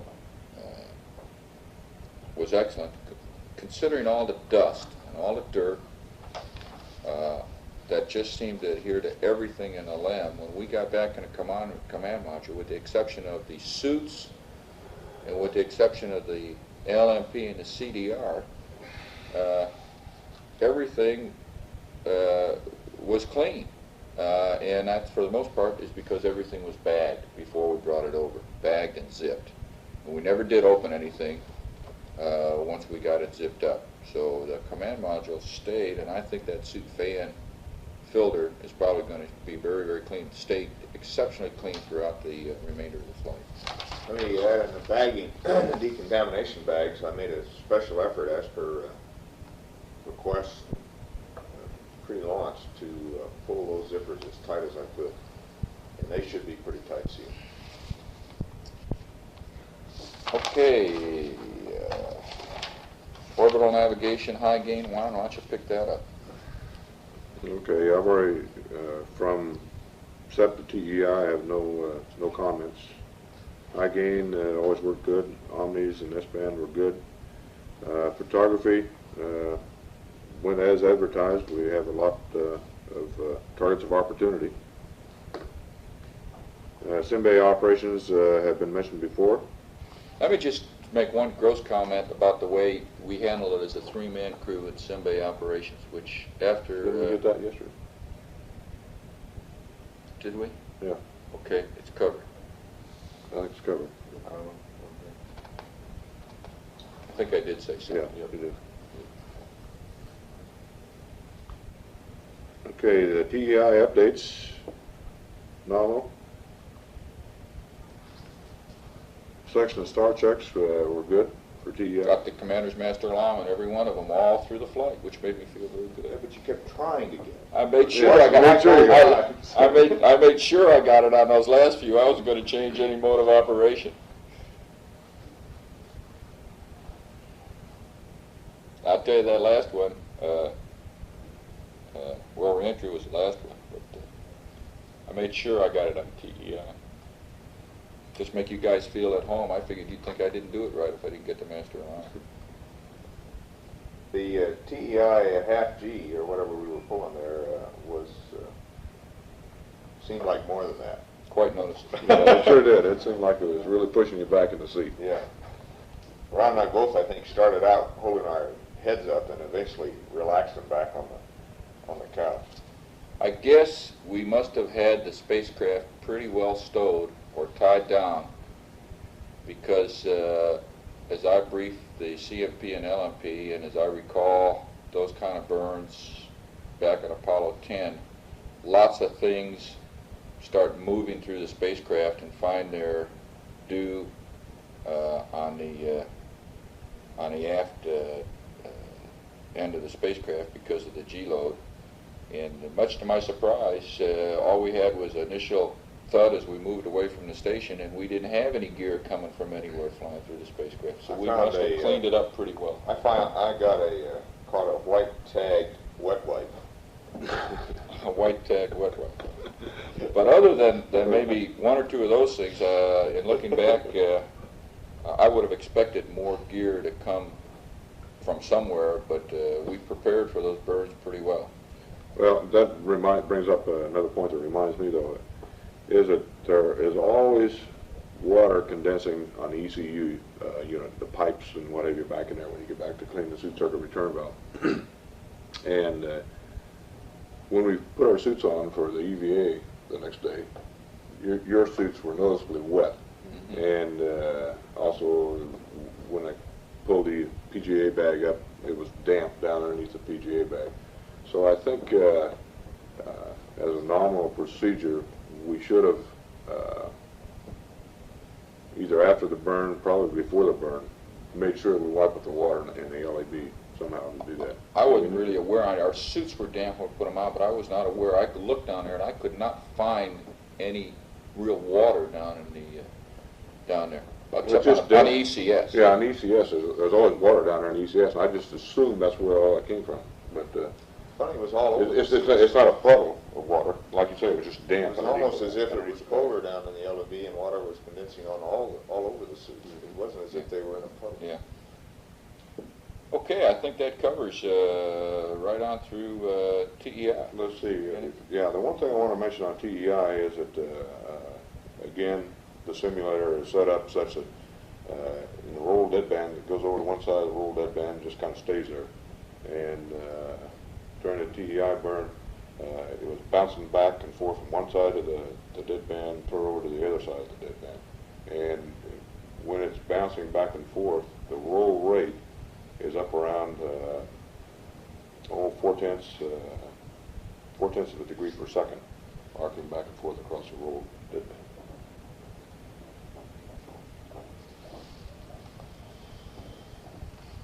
Okay, 14.0 Trans-Earth Coast, and the thing that I just realized we've neglected to say anywhere about systems, I'd like to mention chlorination at this point in time. I think without fail, did you ever talk about it? No. I think without fail, almost every chlorination leaked.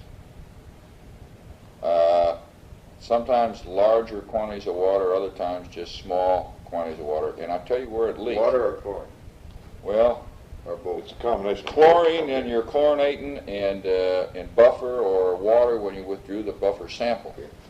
But where it leaked appeared to me to leak within the ampule itself around the bag, because it was the chlorine, the cylindrical chlorine dispenser that was continually wet. It was not where the dispenser fit into the needle, or where the needle adapter fit into the spacecraft. It was within the barrel chlorine dispenser itself, and we continually, chlorination was a case of always cleaning your hands with chlorine, because you always had it available down there within that dispenser, and in some cases you had larger quantities of water that had to be wiped up with a tissue. That plagued us throughout the whole mission. It turned out not to be a serious problem because we learned how to handle it, but that was one system anomaly that never had really been brought out. Okay, let's see, CMP, let me amplify that a little bit. In 2 cases, I'm almost positive that when you put the thing on in the bayonet fitting and crank it on there, it did not puncture the ampule itself. And the reason I believe that's correct is that when you start to crank the outside of the cassette down to push the chlorine into the water system, it was very hard to turn. And if you tried to force it, you could force it on down there, and I'm sure that's a good way to break an ampule on the thing. And if you take it, I just, in 2 cases, took the bayonet fitting loose again and put it back on there, and in both cases, then you try to squeeze the chlorine out of the ampule into the system, and it would turn easier. But it's still hard awfully hard to crank that thing down. But we did not, we got the chlorination done. We didn't miss any injections of chlorine, and we didn't miss any of the buffer samples. So I guess we got the job done. It was just a little bit messy. And chlorine was evident, and because the CDR eventually peeled all the outer skin off his right hand, and I'm convinced it was due to the chlorine and had nothing to do with the EVA. Boy, you lost a little flesh, little skin on you. Trans-Earth Coast, systems navigation. Let's press on and see what we can say about that.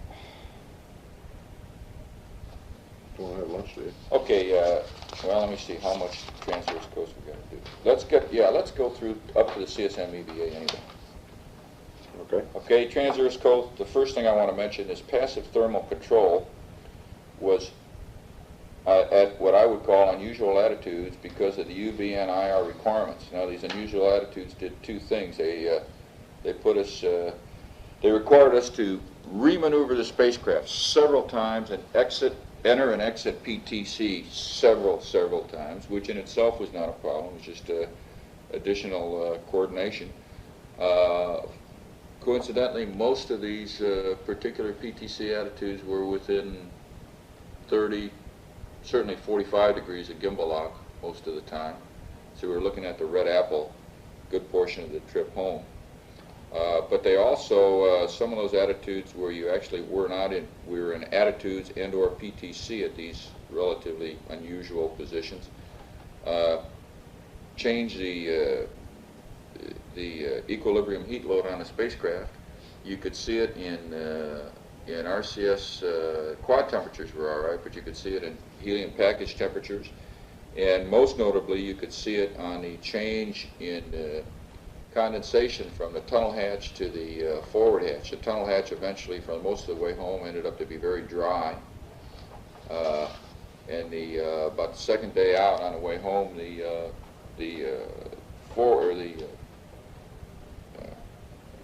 center hatch got soaking wet to the point that I even took a dry rag and wiped off some of the latch components and some of the gearbox components externally. Not that it did any good, but there was just that much water on it. I think this is all due to the PTC attitudes required for the Simba experiments on the way home. It was colder in the spacecraft, too. Oh, yes, it was colder in the spacecraft. Not as cold as the commander thought it was. But That's it was right. colder. Cold enough to warm up. On the commander's orders.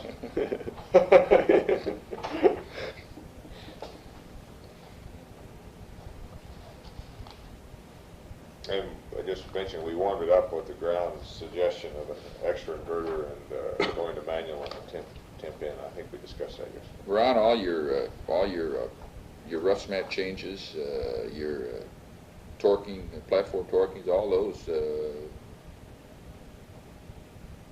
went very well, I thought. They went great, really well. And all the way back home, it was just changing attitudes, with the exception of the EVA day, which we'll cover here shortly.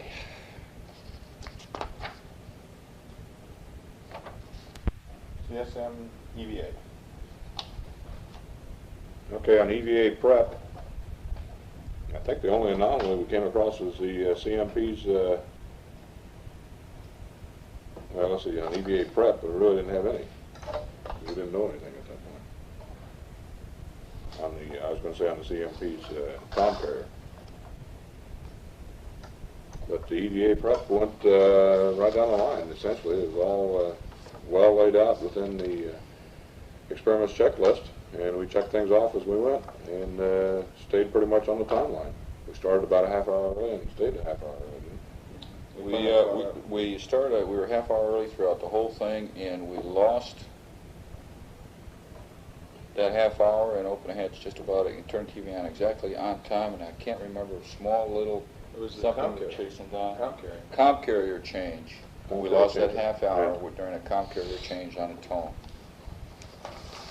Ron, I'd like to add that post-EVA, that I think one thing that helped us immensely on what ended up to be, I think, a very fine entry stowage was that we sort of backed off after the EVA and took a good long list at the long-range stowage as well as the post-EVA stowage, and really effectively started housekeeping, cleaning up the cabin, and effectively stowing some of the articles that were not going to be used any further in the mission for entry at that time. At that point in time, yes. So our entry stowage really started with the post-EVA time frame period, and I think that really helped us out in the long run. Okay, I think we should mention how we got out of the suits on this thing. For me, that was a pretty important way to get things done. And The only change to the prep and/or post was the order in which we doffed and donned suits, because it was very evident that there were certain convenient ways, because of the way the student suits were stowed and the way people fit into the checklist, that we, when we donned the suits, the commander got donned. You got him first. And I did, and Then the LMP and the CMP got donned last, and it worked out very fine that way. Plus, the CMP had less work to do in his suit, which also aided him in the long run. When we doffed, I went first. the LMP Yeah, because I was stuffing went first, LMP, then you. then the CDR, and then the CMP. And that wasn't exactly the way it was called for, but that's the way it worked out. That's the way it worked out the best. And we stowed our suits in the L-shaped bag prior to putting the center couch back in, which was another good decision, I believe, in helping us get the suit stowed back in that L-shaped bag. Go ahead. Okay, let's go on down cabin depress. No problems. A normal depress. Hatch opening. Even though the hatch was completely, or the cabin was completely depressed, I think we're reading zero pressure on the thing. As soon as I opened the hatch, there was enough residual pressure or something inside the spacecraft that it actually tended to pull the hatch out of my hand. Because your suit is bleeding into the cabin all the time, so you never truly get zero. That's right, you never truly get zero on the thing, but the dump valve was still open. And if I had not been hanging onto the hatch, it would have blown it all the way open. Well, Ron, to give you an idea, that's not unexpected, because it's exactly what we had on the lunar surface. We completely dump the lamp, and I'd still have to break that hatch loose and hold it open about 6 or 8 inches until things just vented, and then I could leave go of the hatch and open it all the way. If I didn't, it would slam back closed. So we had an inward. Oh yeah, different type of. So it was basically the same thing. You got to open it and really let things get down to zero. Okay, well, when I opened the hatch, then all of the excuse me, all the little ice crystals and everything started flowing out. A pin went floating by, and something else went floating by. Wasn't quite sure what it was. But there's all kinds of little particles and pieces start coming out through the hatch. But I sure didn't see. I looked specifically for the scissors. I didn't see any scissors go out that hatch. I hate to say. None of them went by my watch. I didn't. None of them went by me. Ron, I'd like to say that they went out the hatch, but I sure didn't see them go. Sure, you didn't see them go by? I caught the one thing and started to go by me, and we put it in your pocket. You got it. Twist strap. Okay, once all the particles and junk was out of the way, then you just push the hatch open. We had disconnected the counterbalance with the tool B there, so that we locked the hatch in the open position. So I just shoved it open, and it went beyond the center position and locked in the open position with no problem. Egress had a tendency, I guess, just like any other thing, it seems like you want to float up. And I had a tendency to float up against the MDC and had to consciously duck and get my face as close as I could to the bottom of the hatch in order to get the OPS past the MDC and get on out. TV and DAC installation worked fine. I could hang on with the right hand on the hatch, the great big D handle on the hatch, and with the TV pole in my left hand, and it worked out real fine. Just stick it in there and then line it up with the mark and make sure it was locked in or clamped in. And then climbed on up the pole to turn the TV on, or turn the DAC on. And it was, you couldn't see the light. I couldn't see the light on the thing, but you could feel the camera running once you turn it on. You could just touch it and you could feel it vibrating a little bit. The lunar sounder cassette retrieval, I think that should be on the onboard or on the air-to-ground tapes. As I was describing most everything that was going, there's no problem. The pan camera cassettes were next. No problem on the pan camera cassettes. In the pan camera, it's obviously a bigger mass, and it's quite apparent when you try to move that big mass around that it is heavier and it weighs more than the other things. It's easy to move, but it just takes a little more effort to get it started. And you know that if you ever get it started in one direction, it's going to keep on going. You have to stop it. So I just moved everything real slow, tried to keep it under control. Mapping camera cassette had the same problem I had in the Simbay C² S², getting the thermal cover off. It's stuck underneath the mapping camera laser altimeter door. But there was no real problem. I had the feet in the shoes, just give it a big jerk, and it finally came off. Simbay inspection, that's all covered in the onboard, the air-to-ground tapes. TV and DAC removal, again, was real simple. Just had to squeeze the lever, and TV came out, and it was easy to hang on with one hand and maneuver the TV around and point it toward the moon, because I didn't have to worry about shining it into the sun. When I tried to, again, hang on with one hand and point the TV around toward the Earth, the Earth was, well, maybe 10 or 15 degrees, probably 15 degrees from the sun. And I tried to be a little more accurate on the thing, and when I did that, then I lost, kind of effectively really lost control of my body position, because I was trying to I think, maneuver the camera. And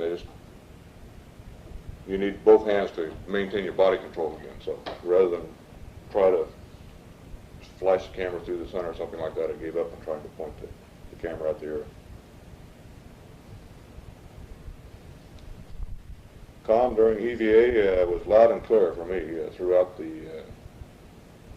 EVA. There was a lot of background noise, the hissing of the airflow, and I'm sure that was probably coming over the box circuit. But I don't think anyone didn't appear to me that anyone had any trouble on the ground reading. I think one of the big advantages around the LMP, that one thing we did, because it was bothering them at first, I turned your box sensitivity down about 2 notches. And apparently that really improved the comm form, is the impression I had. I had that impression from the ground. I don't know if it made any difference or not, but I got the impression that it did help. Comm into the cabin was excellent. I never had any trouble understanding you. I had the hissing in the background, but we... yeah, I thought it sounded much better than I remembered other flights sounding. On the air-to-ground. Well, our CMP made more noise than us. I guess I used the wrong word better. It was clearer. Clearer.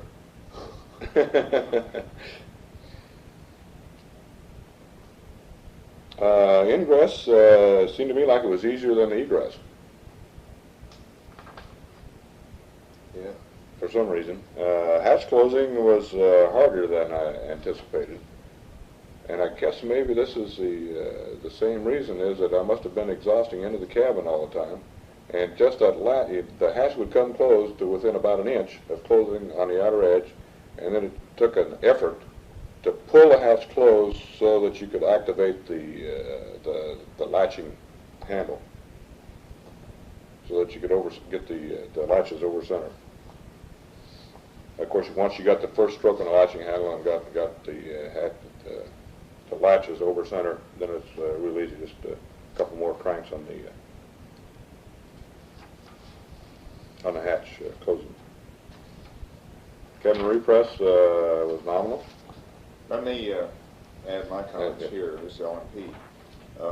All I did was work in the hatch area, and I want to emphasize, I think what everybody has always said, is that you do your best work when you take things slow and easy and just let yourself move yourself in small increments to where you want to go. You can turn and dip and raise yourself up. And I think it's also useful for any cabin hatch or port operations to have somebody else available to push you out on your tether as far as you want to go or pull you in. It just eases the operation. Gene was doing this occasionally for me. But with the struts and everything available there was never any feeling that I didn't have a way to control my body position. Sometimes it took a few seconds to get it where I wanted it, but it was clear. The one thing, invariably, every time I went back inside, I had this 90-degree disorientation feeling for a few seconds until I got the perspective of the cabin again and said, okay, that's right. And I get back in, and then I'd go back outside, and I come back in again, and then once again it seemed as if the cabin had rotated 90 degrees to my perspective. And it's just something that's no problem. It's just a change of perspective for some reason that I experienced several times.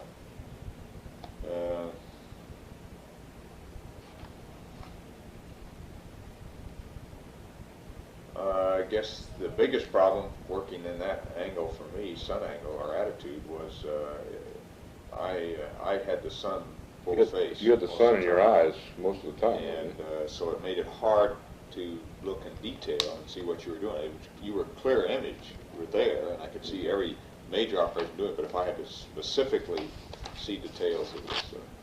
Oh, I know. One point I wanted to make also was that I had no awareness whatsoever that I had an umbilical on my back. I never got the feeling that the umbilical was tugging on me, restricting my movements, or anything. I didn't even know it was there. And did you observe at any time, did the umbilical ever get tangled around my feet? No, the umbilical was easy to tend, and I frankly don't remember a single time when I had to clear it. There may have been one. Somebody have a vague impression that one time I asked you to hold up, or maybe I didn't say anything. I just moved it away from a handhold or something. But the umbilical was very didn't tend to snake around, and it was you seemed to have everything you needed on it. It worked out real good. I didn't even know it was there. I guess that's the point I was making. Is that really being tied to the umbilical does not restrict your movement or give you a feeling that it is restricting your movement at all. Suit doffing and storage, I think we've already discussed that. This is continuing on the EVA part of it, but I don't know, this is a different section here, suit doffing and storage. We've already mentioned the suit doffing and storage. The light flash phenomena, three of us were blindfolded for an hour and never saw a light flash. That was the second round. The second round, on the way back, and Trans-Earth. Eating, resting, exercise, and comfort. Let me add to the light flashes, LP, that the next, that evening, I guess it was, I did see them again, falling asleep. So. I did too. So there was just that period, apparently, during the actual experiment that for some reason they weren't visible.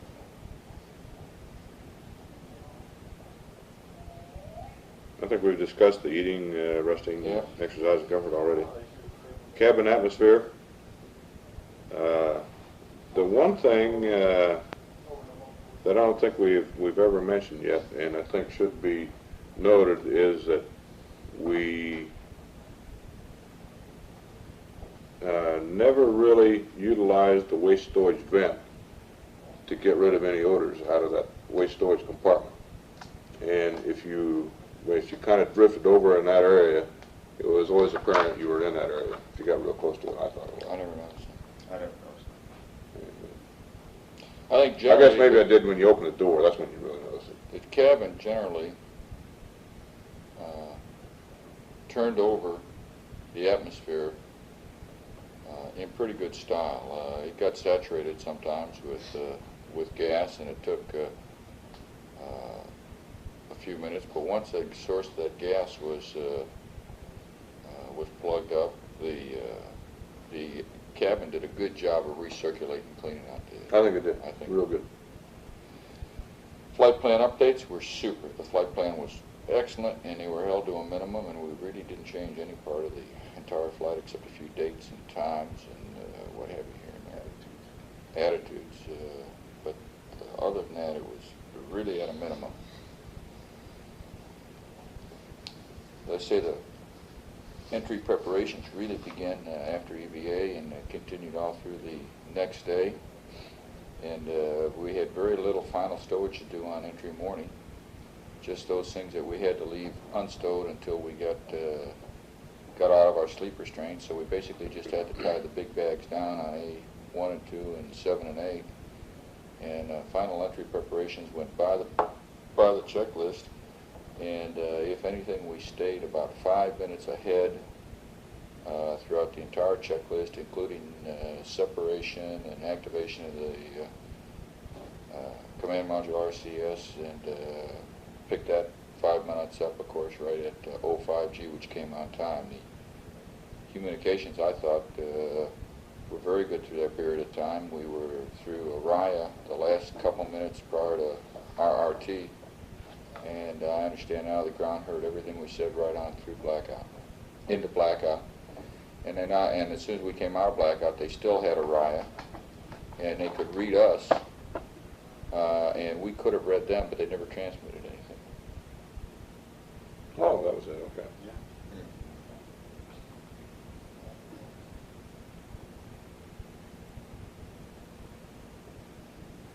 I'm running out of tape here. No, I can't think of anything else. Well, on the corridor checks, so we got Horizon and Moonset, right? Yeah. Without any, with problem of looking, but...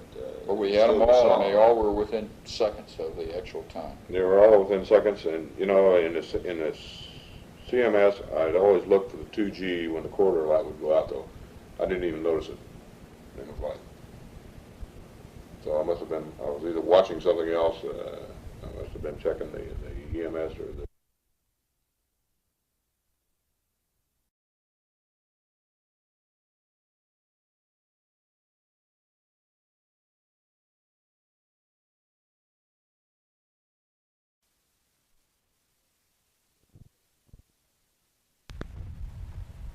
Okay, this is tape number 14, continuation of section 23.0 with Jack Schmidt.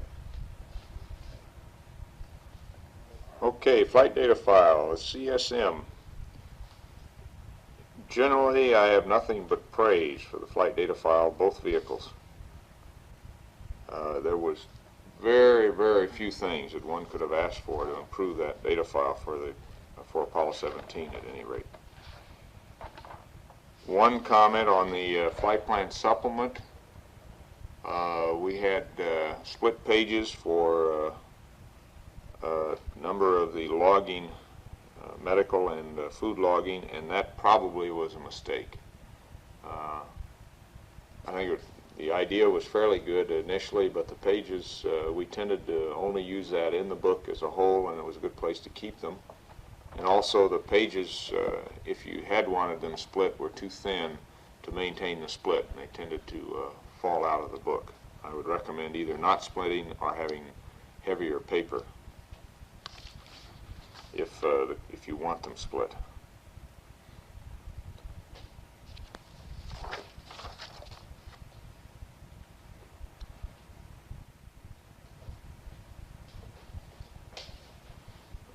I had an extra cue card built for panel 229. I think it was an excellent card that summarized the circuit breaker functions both on 229 and on panel 8. Because we had no systems anomalies of any significance that would relate to that card, it was not used, but I would strongly recommend its availability, if only for training, during SIMS. It's a good quick review of what you lose or retain for those two panels.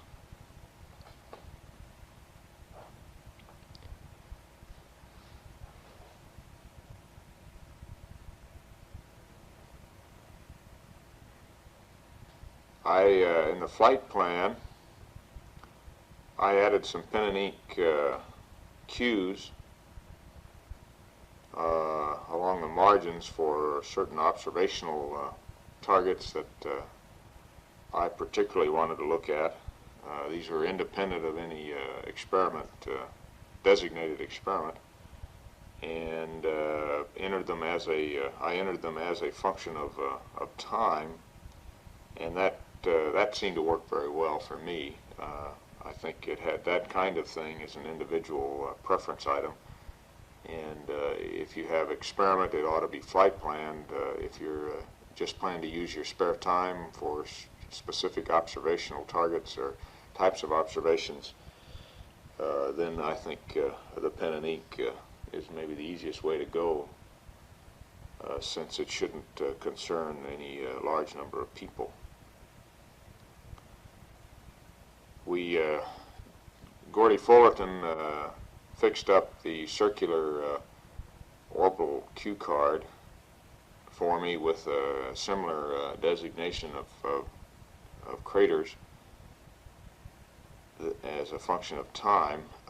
I did not use that, not because it wasn't a good idea, but because of familiarity with the moon, which came very quickly after a couple orbits, and you could recognize your position on the moon fairly easily as a function of each rev, either the time in the rev, approximate time since sunset, or just because you could look out the window and tell where you were. In the LIM,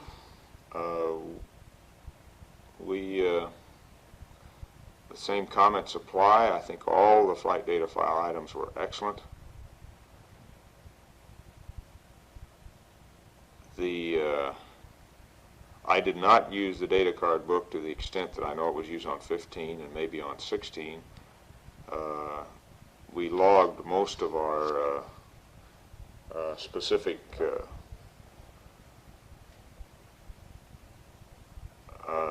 items, such as alignment data and comparable kinds of things, in the checklist at the point where they were collected rather than in the data book, and this did not seem to raise any difficulty at any time.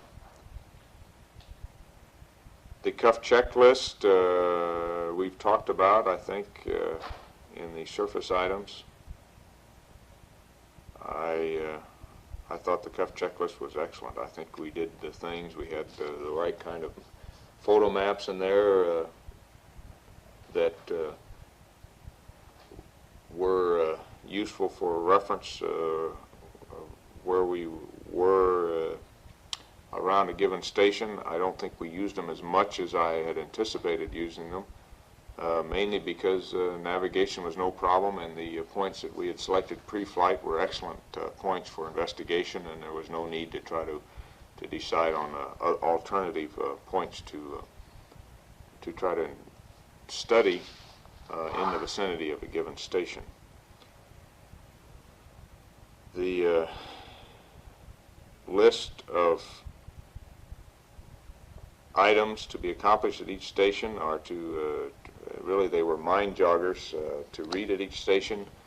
Were not as used as much as I thought they would be initially, but I think that was mainly because we both, at least I, had become so familiar with the items that each station was in itself easy to recall as a result of having created the checklist. So checklist it turned out to be more of a learning item rather than a reference item for use on the surface. I wouldn't have done it any differently, however.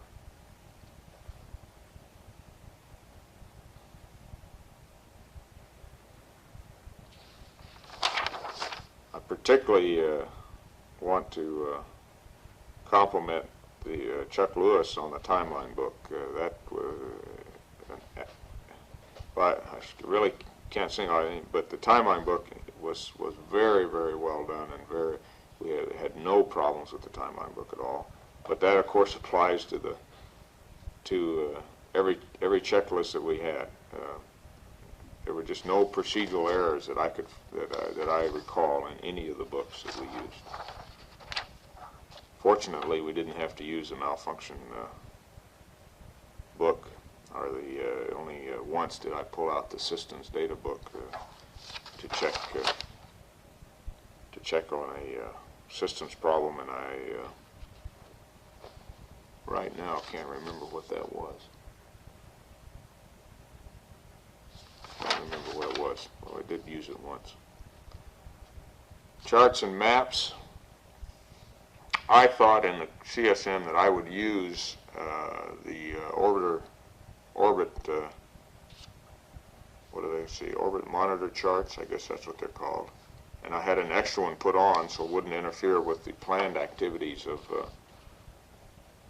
the CMP. I did not use that very much. I eventually did some sketching on it post-TEI. I think there are about 5 specific points that I labeled as areas, A, B, C, D, maybe E, and these are referenced on my crew notebook, in my crew notebook for specific observations. But in general, I did not put that to as much use as I expected. One item is that that chart should have been identical to the CMP's chart, and there were a few pen and ink changes left off of it that caused some confusion at one point. Pen and ink exposure settings for certain photo targets.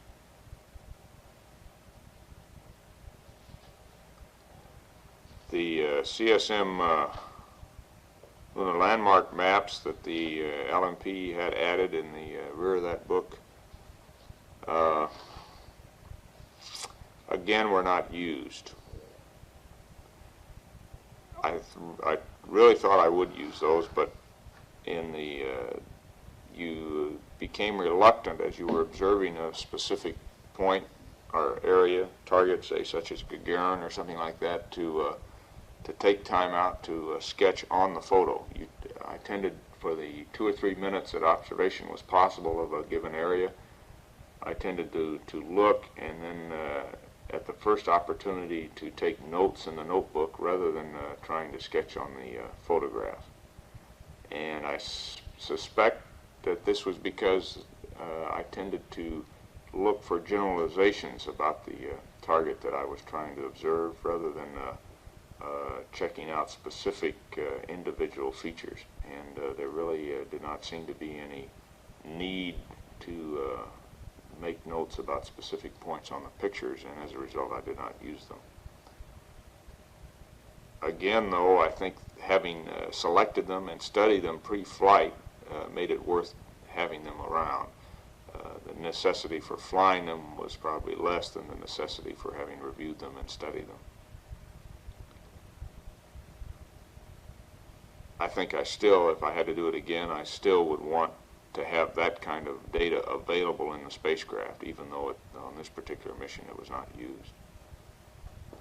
I do think, though, that the CMP used his visual target maps considerably, and I did on a couple occasions use some of the ones that he had again, but for the most part that was post-TEI, and I made some notes and sketches on some of those maps. And I think that just a function that there was a lot of time to look at the moon and make a sketch and then look back and fix it up post-TEI, where in orbit the time just did not exist. As Dick Gordon said a couple years ago, and once you start flying, the clock is relentless.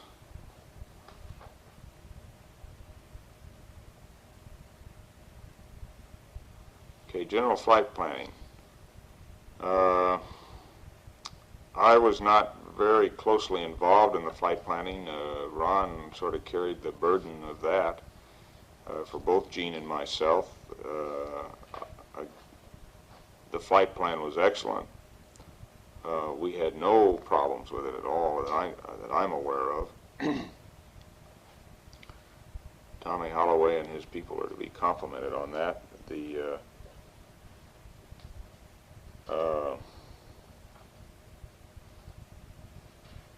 number of different requirements and experiments and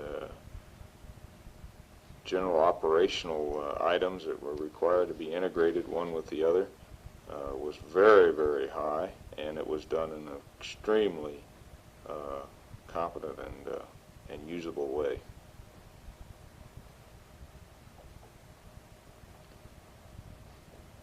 And I can't think of anything that I would change in the way the flight plan was written.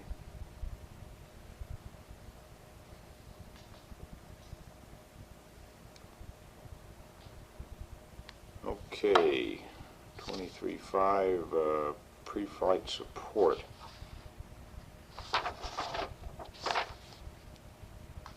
Pre-flight support was excellent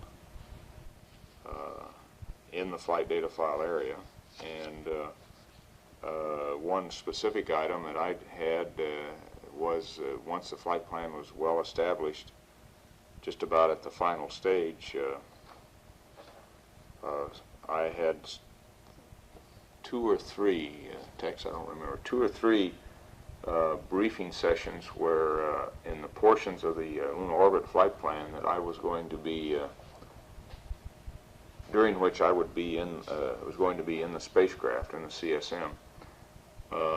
We went over in detail the attitudes and maneuvers and the window availability, so that I was able to plan in a very short amount of time, with minimum effort on my part,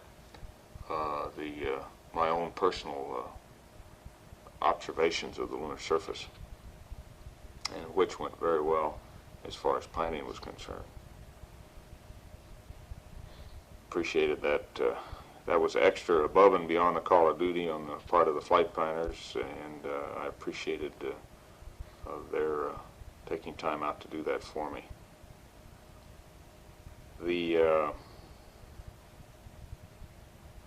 I think it was useful to have I think it was a day-long session where the flight controllers and the crew and the flight planners sat around in one room and went over those portions of the flight plan which were not normally simulated. It turned out that the flight plan had been so well done that I doubt if there were any specific items that came up that we needed to change, or there seemed to be a lack of coordination on. This was in contrast to previous flights where I think we were still learning, all of us were learning on how to put together flight plans and integrate requirements. Apollo 17 flight plan apparently reached the peak of perfection.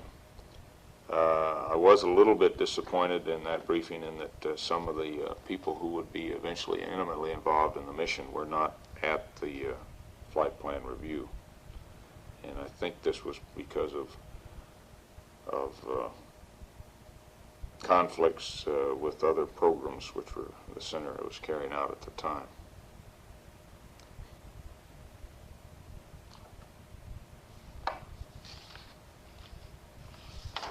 Okay, 24.0, visual sightings.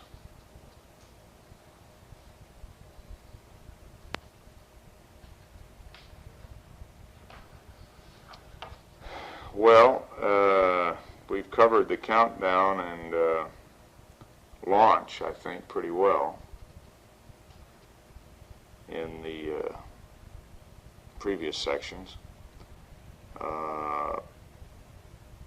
Also powered flight, Earth orbit. I think the transcript would cover the visual sightings that I made with respect to weather and a few geographic observations, and the same would go for the fairly extensive weather observations that I tried to make trans-Earth or trans-lunar. Trans-Earth, we had only a small crescent of an Earth, and it was not feasible to do any extensive weather observations. I don't know whether I've recorded yet that although we had light flashes just about continuously during the whole flight when you were dark adapted, and I may have even had one which I thought was a flash on the lunar surface during the first rev. that one period of time when we had the blindfolds on for the AlphaMet experiment, there just were no visible flashes. Although that evening, that night, before I went to sleep, I noticed I was seeing the light flashes again. So it just seemed to be that one interval either side of that interval on either side of it where the light flash phenomena was not visible to myself or to the other two crewmen. Lunar orbit, I think the transcript and my crew notebook would cover all the visual sightings that I can remember at this stage without going over it orbit by orbit and feature by feature with the photography, and I think that has to come later.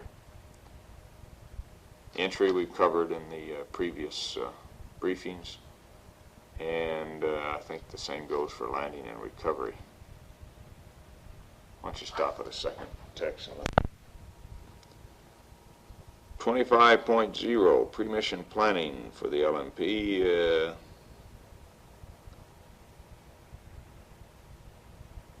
It's hard to think of, once again, of anything that we didn't do right. I'm sure that might have been different had we had problems on the flight, but right, the way the flight went, the total plan, the integration of the mission requirements into that plan, although there were periods of some difficulty pre-flight, particularly in the area of medical requirements, and in some last-minute possible scientific requirements, particularly on the samples, everything seemed to get resolved satisfactorily, as near as I could tell, and I can't think of anything that was not handled very well, and between the people who were levying the requirements and the flight planners in particular, and occasionally when the crew had to be involved, that was handled almost entirely by the support crew, Bob Parker in the science area, and Gordy Fullerton and Bob Obermeyer in the operational areas. There were no significant spacecraft changes in the course of our training period. Ron, I guess the biggest single area that took time was one that Ron had to deal with, and that was Lunar Sounder. Most of our ALSEP changes were all taken care of prior to our training, and we had a few minor suggestions that were taken care of early in the training cycle, and we essentially had an up-to-date ALSEP to train with, and all other lunar surface gear was up to date for most of the 12-month training period, or the final 12 months of the training period. Mission rules and techniques were fairly well defined very early by Phil Schaefer and his crowd in the techniques area, and the mission rules, certainly Jerry Griffin and people working on that. No major changes, and the only changes were all, I felt, in the right direction, in that they enhanced the probability of making a landing and a successful mission. They generally were in the area of opening up possibilities for workarounds so that a mission could be completed. We really never had to exercise any of the mission rules in an abnormal way. I think the one time that a mission rule tended to, let me finish this, Chuck, a mission rule tended to be fairly clearly a controlling factor was in the limitation on the work at Station 4, or Shorty Crater, where we were up against the walkback constraints, and terminated that work after only 35 minutes, where another 30 minutes there I think would have been extremely valuable, although I hope that we got enough information that the phenomena exposed at that crater can be understood. Okay, why don't you stop it? 26.0, mission control. Typically outstanding support for mission control. I think this includes the number of extracurricular hours that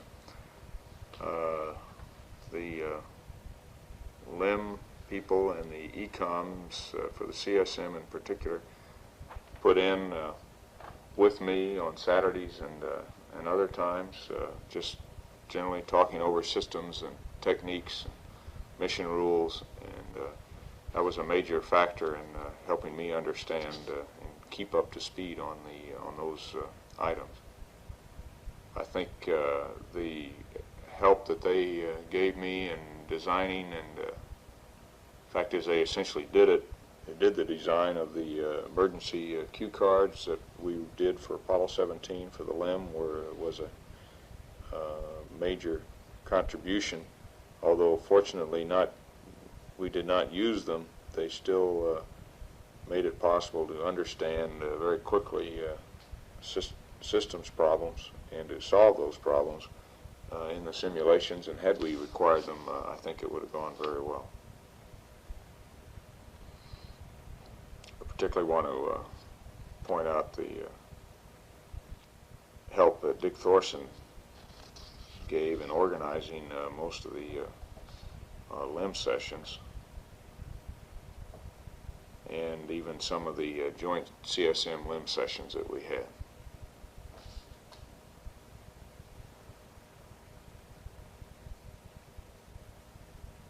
And he also, Thorson also was a major organizer of the creation of and the updating of those emergency cue cards.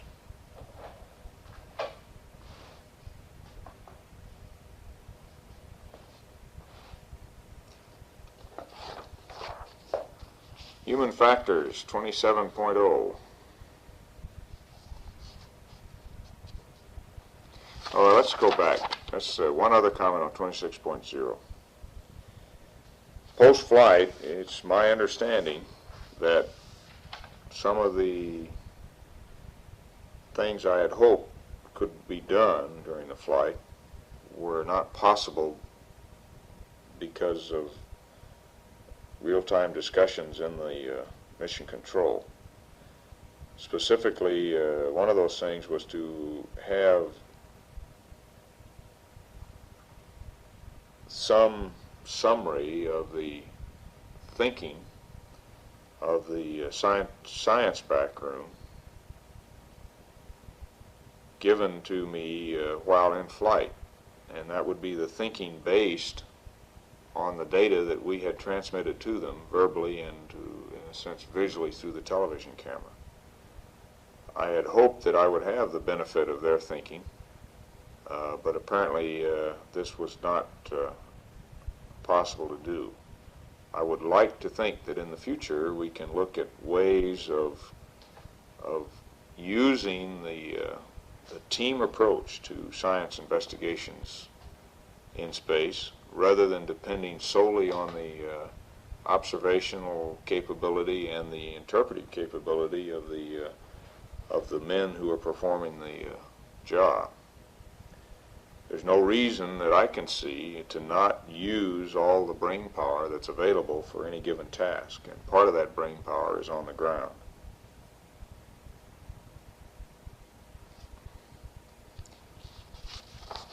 Okay, 27.0.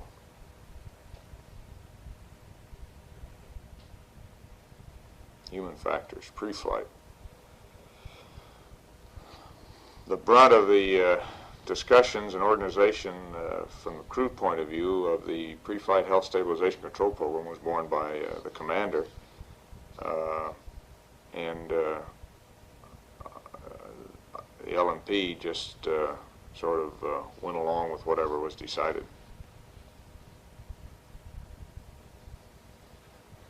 I personally did not find any great difficulty in working out and adhering to the requirements of that program. I think medical care, although very limited requirement, was good. A couple sinus infections I had reacted just like they always had, and we were able over a period of 10 days or 2 weeks to get those cleared up. Time for exercise probably was less than it should have been, although I was able to get a good workout just about every other day, in addition to the workouts we got as a normal course of our EVA training. Eventually, techs started putting on the schedule time in the late afternoon for exercise, and that helped as a reminder and buffer to see that exercise was obtained. It is generally hard, at least in the lunar training program, to get exercise periods in during the day, and quite frequently the exercise was done in the Cape gym at night. I think rest and sleep is an individual thing, and I made a particular effort to always get as much as I possibly could and try never to get behind the power curve on rest, because my personal experience is that is when I tend to get colds and resulting sinus infections. Medical briefing was good. The exams seemed to go very well in my estimation. They were as expeditious as possible under the circumstances. And I think the operational medical personnel who carried out the exams are to be complimented in their efforts to see that the exam was as painless and as efficient as possible. And this should also include the post-flight exams on the Ticonderoga. Eating habits and the amount of food consumption were normal, except during those periods of time when we were on the in-flight food prior to launch. And those times there tended to be, in my case, a decrease of appetite, and certainly although the food was certainly palatable, my appetite did go down, and it certainly was not possible for me to eat the amount of food that was provided for me. This also applied to space work, but in the case of the in-flight eating, although I did not eat everything that was available to me in my food packages, I apparently needed to if I had wanted to avoid losing weight. My appetite was down, but also apparently for some reason I had a loss of weight, and at this time of this recording my weight is still down, has not gone up to pre-flight levels, which may have been a little high, by the way. Okay, 17.2, flight, appetite, and food preference. Well, I just discussed that a little bit, and the appetite in flight versus 2 weeks pre-flight was less, again, except for when we were testing the pre-flight food, when I also had a low appetite. No notable differences in the taste of food. I think the things I liked pre-flight, I liked in space, and the things I didn't like, I also didn't like. I didn't notice any differences.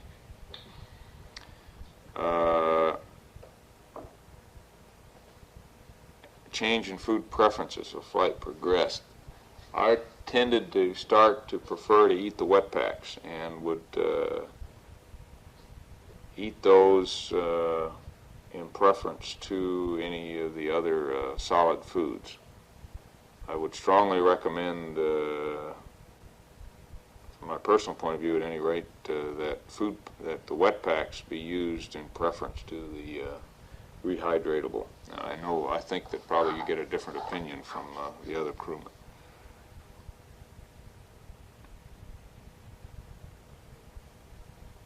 The juices were good.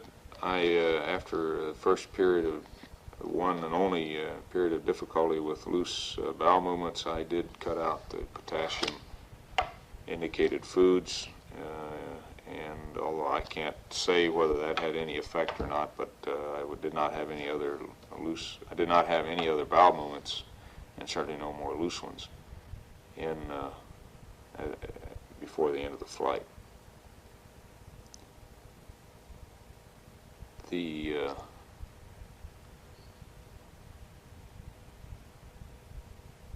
first bowel movement after flight on the Ticonderoga was normal.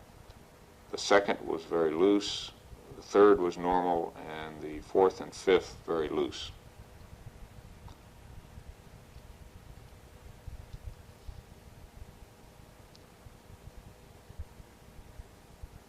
The size of food portions and the meal portions, of course, were pretty much constant in terms of availability, packaging, but my appetite was very low the first day and gradually increased over the next 2 or 3 days and remained essentially the same after about the third day. I mentioned the most acceptable foods were the wet packs and the juices. The fruit cake I thought was good, although it was possible to eat too much or to get to a point where you didn't want any more. The chocolate was good. I think of the dry crackers or cookies or graham crackers were probably the most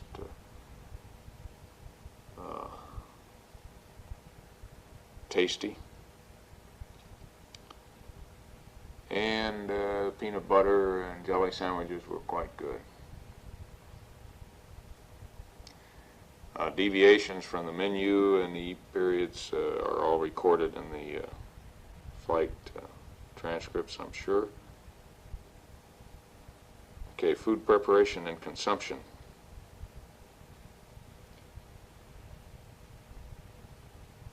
Rehydration went, I think, nominally, and the nominal gas was present. Food temperature, tended to prefer the foods that were warm or hot, and the hot water was quite adequate for warm foods. We actually, I think, missed the warm foods considerably in the limb where that hot water was not available. I did not notice an effect of water flavor. Water was reasonably tasty. I mean, it did not. I never noticed a high chlorine taste of any kind. Although the gas content did make it a little bit uncomfortable to eat at times. Spoon bowl packages worked pretty well, although those that were finely divided, I tended to cut off the other end of the package, the water insertion end, and use them as a squeeze package. Spoons worked perfectly adequate. I tended not to use the fruit in the cans because of just the messiness of opening and those, although I think the technique that Ron worked out of opening it in your inner near your mouth is a good one. Puddings and this kind of thing were very good. It was only the fruits, the canned fruits, that I tended to avoid just because they were inconvenient to use.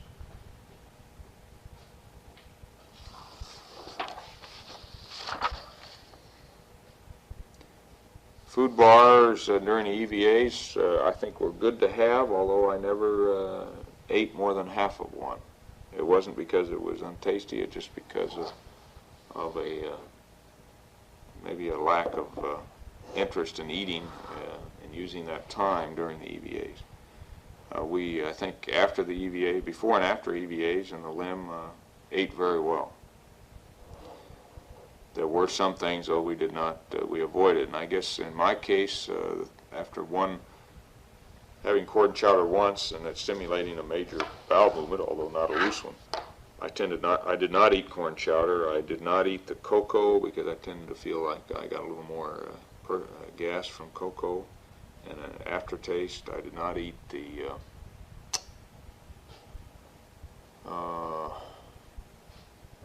shrimp, the seafood items, shrimp and the lobster bisque and these sort of things, because of pre-flight I had noticed that they tended to have a long aftertaste. But otherwise I think all the other foods were certainly acceptable, although many times I did not eat potato-based foods because of they were very filling.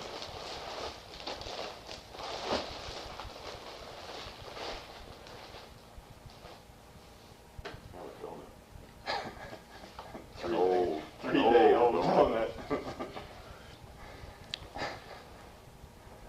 Okay, food waste stowage. I don't know how the germicidal tablet worked. The pouch was okay.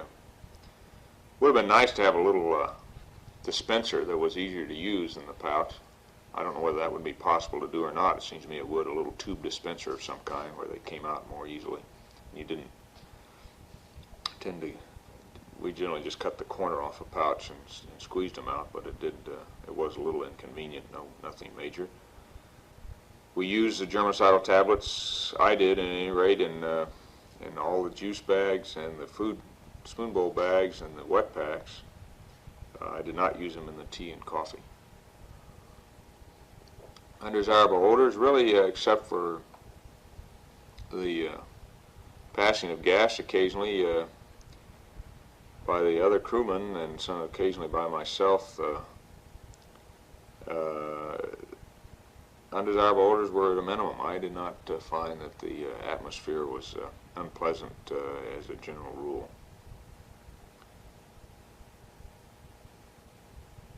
I might say that I generally had a continuous, almost continuous passage of gas, most of which apparently was not with significant odor. Only occasionally that it seemed to be objectionable to the other crewmen. And I think most of that was the water gas. And the reason I think that is that upon starting to eat, there would be an increased desire to pass gas. The increased pressure in my stomach apparently was transmitted almost immediately into the bowels. And I would, after eating, would pass gas for a couple hours to 3 hours. And just before eating the next time, the desire would have pretty well dissipated, and then it would start again immediately upon eating, before any digestion was possible, I'm sure. So I suspect water gas was the main culprit in the LMP's gas problems, which were not significant. Quantity of food eaten on the lunar surface, I think, was high, although probably no more than half of that food that was available. It's hard to say exactly, and I think that could be worked out maybe with a detailed look at the menus if that is desirable.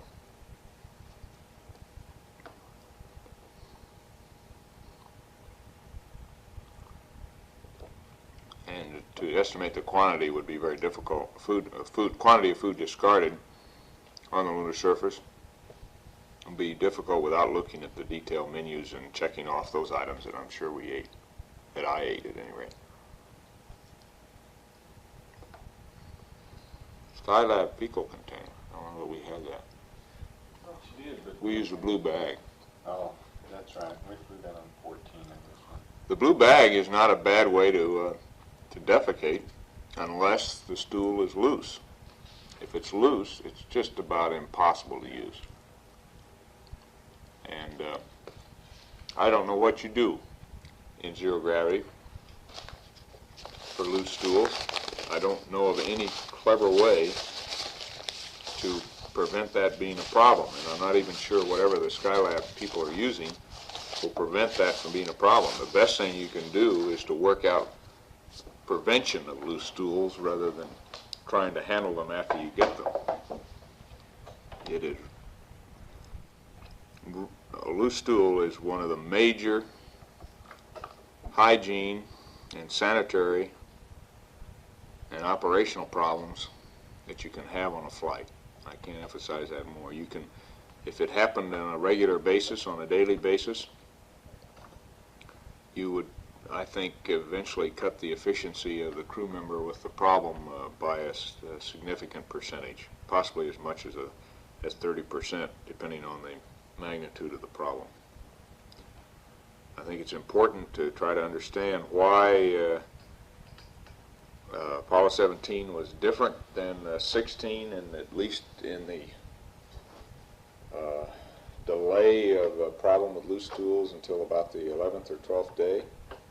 And in the case of the commander, no problem with loose stools. And my personal opinion at this point, based on very little information other than observation in flight and thinking about levels of electrolyte intake, is that with the electrolyte quantity down from that imposed on Apollo 16, that we did not reach a electrolyte saturation level until the 11th or 12th day in terms of this CMP and the LMP, and in terms of the commander, because his electrolyte intake was generally less, I think, and that can be documented, he did not reach a saturation level at all. And when that saturation level was reached, however, in the case of the CMP and LMP, I suspect that the electrolytes we were eating were dumped, in a sense, or concentrated in the intestines and tended to act pretty much as a laxative, and as an Epsom salt type laxative, if you will, and concentrate water in the stool.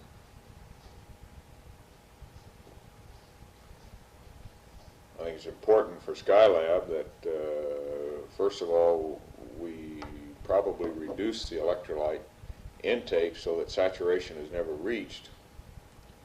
And secondly, that if a loose stool problem develops, it appears to be an electrolyte problem rather than any other biological problem, that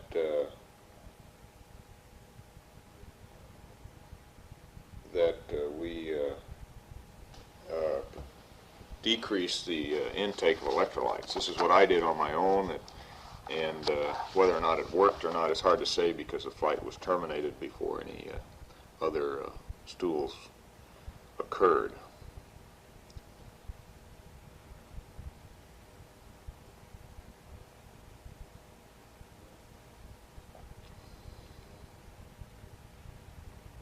Okay, water. Chlorine taste and odor was not apparent to me except during chlorination. Iodine taste and odor is very slight, apparent in the limb water, but not of any significance to the LMP. Physical discomfort, no physical discomfort for the LMP, other than tiredness on occasion, and in the case of the EVA work, sore muscles and the bruises under the fingernails. Gas water separator didn't work very effectively, and I'm sure that's been discussed elsewhere. Intensity of thirst during emission, never really thirsty, extensively thirsty, even during the EVAs, although I did stop to take a drink of water occasionally. But I never drank all the water in the in-flight drink bag, in-suit drink bag.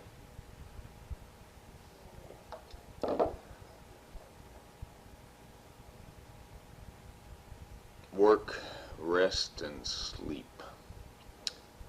Okay. Hey, Tex, yes. Could you try to call the trailer? Where was I? Work, rest, sleep for the LMP.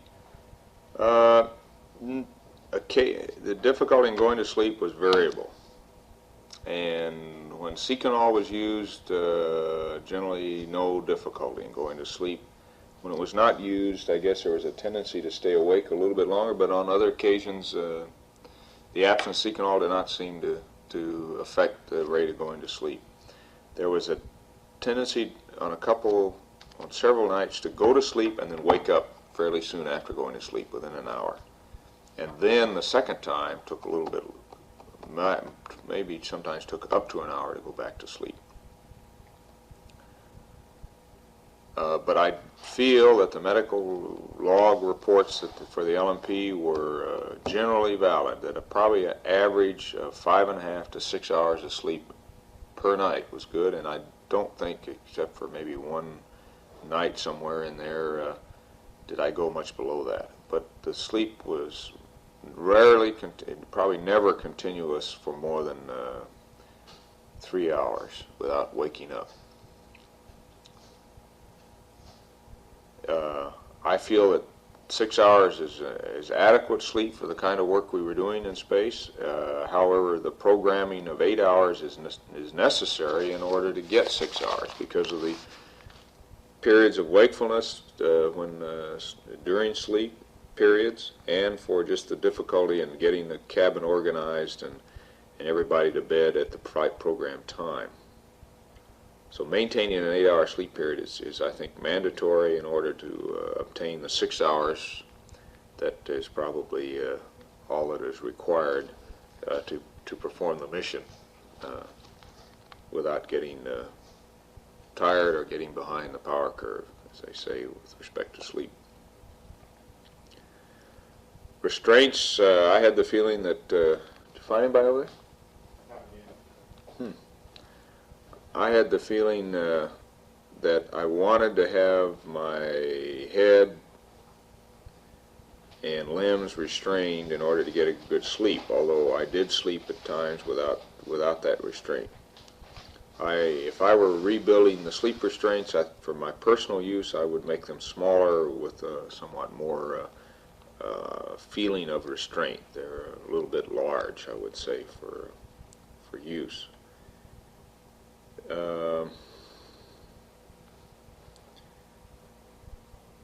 When I slept in the couch, I tended to put a shoulder strap over my head and cinch it down very lightly so that I had that feeling of head restraint. Probably the biggest two things that made sleep difficult, when it was difficult, was the loss of sensory perception of limb position in zero gravity when they were not being moved. That perception came back immediately upon moving them.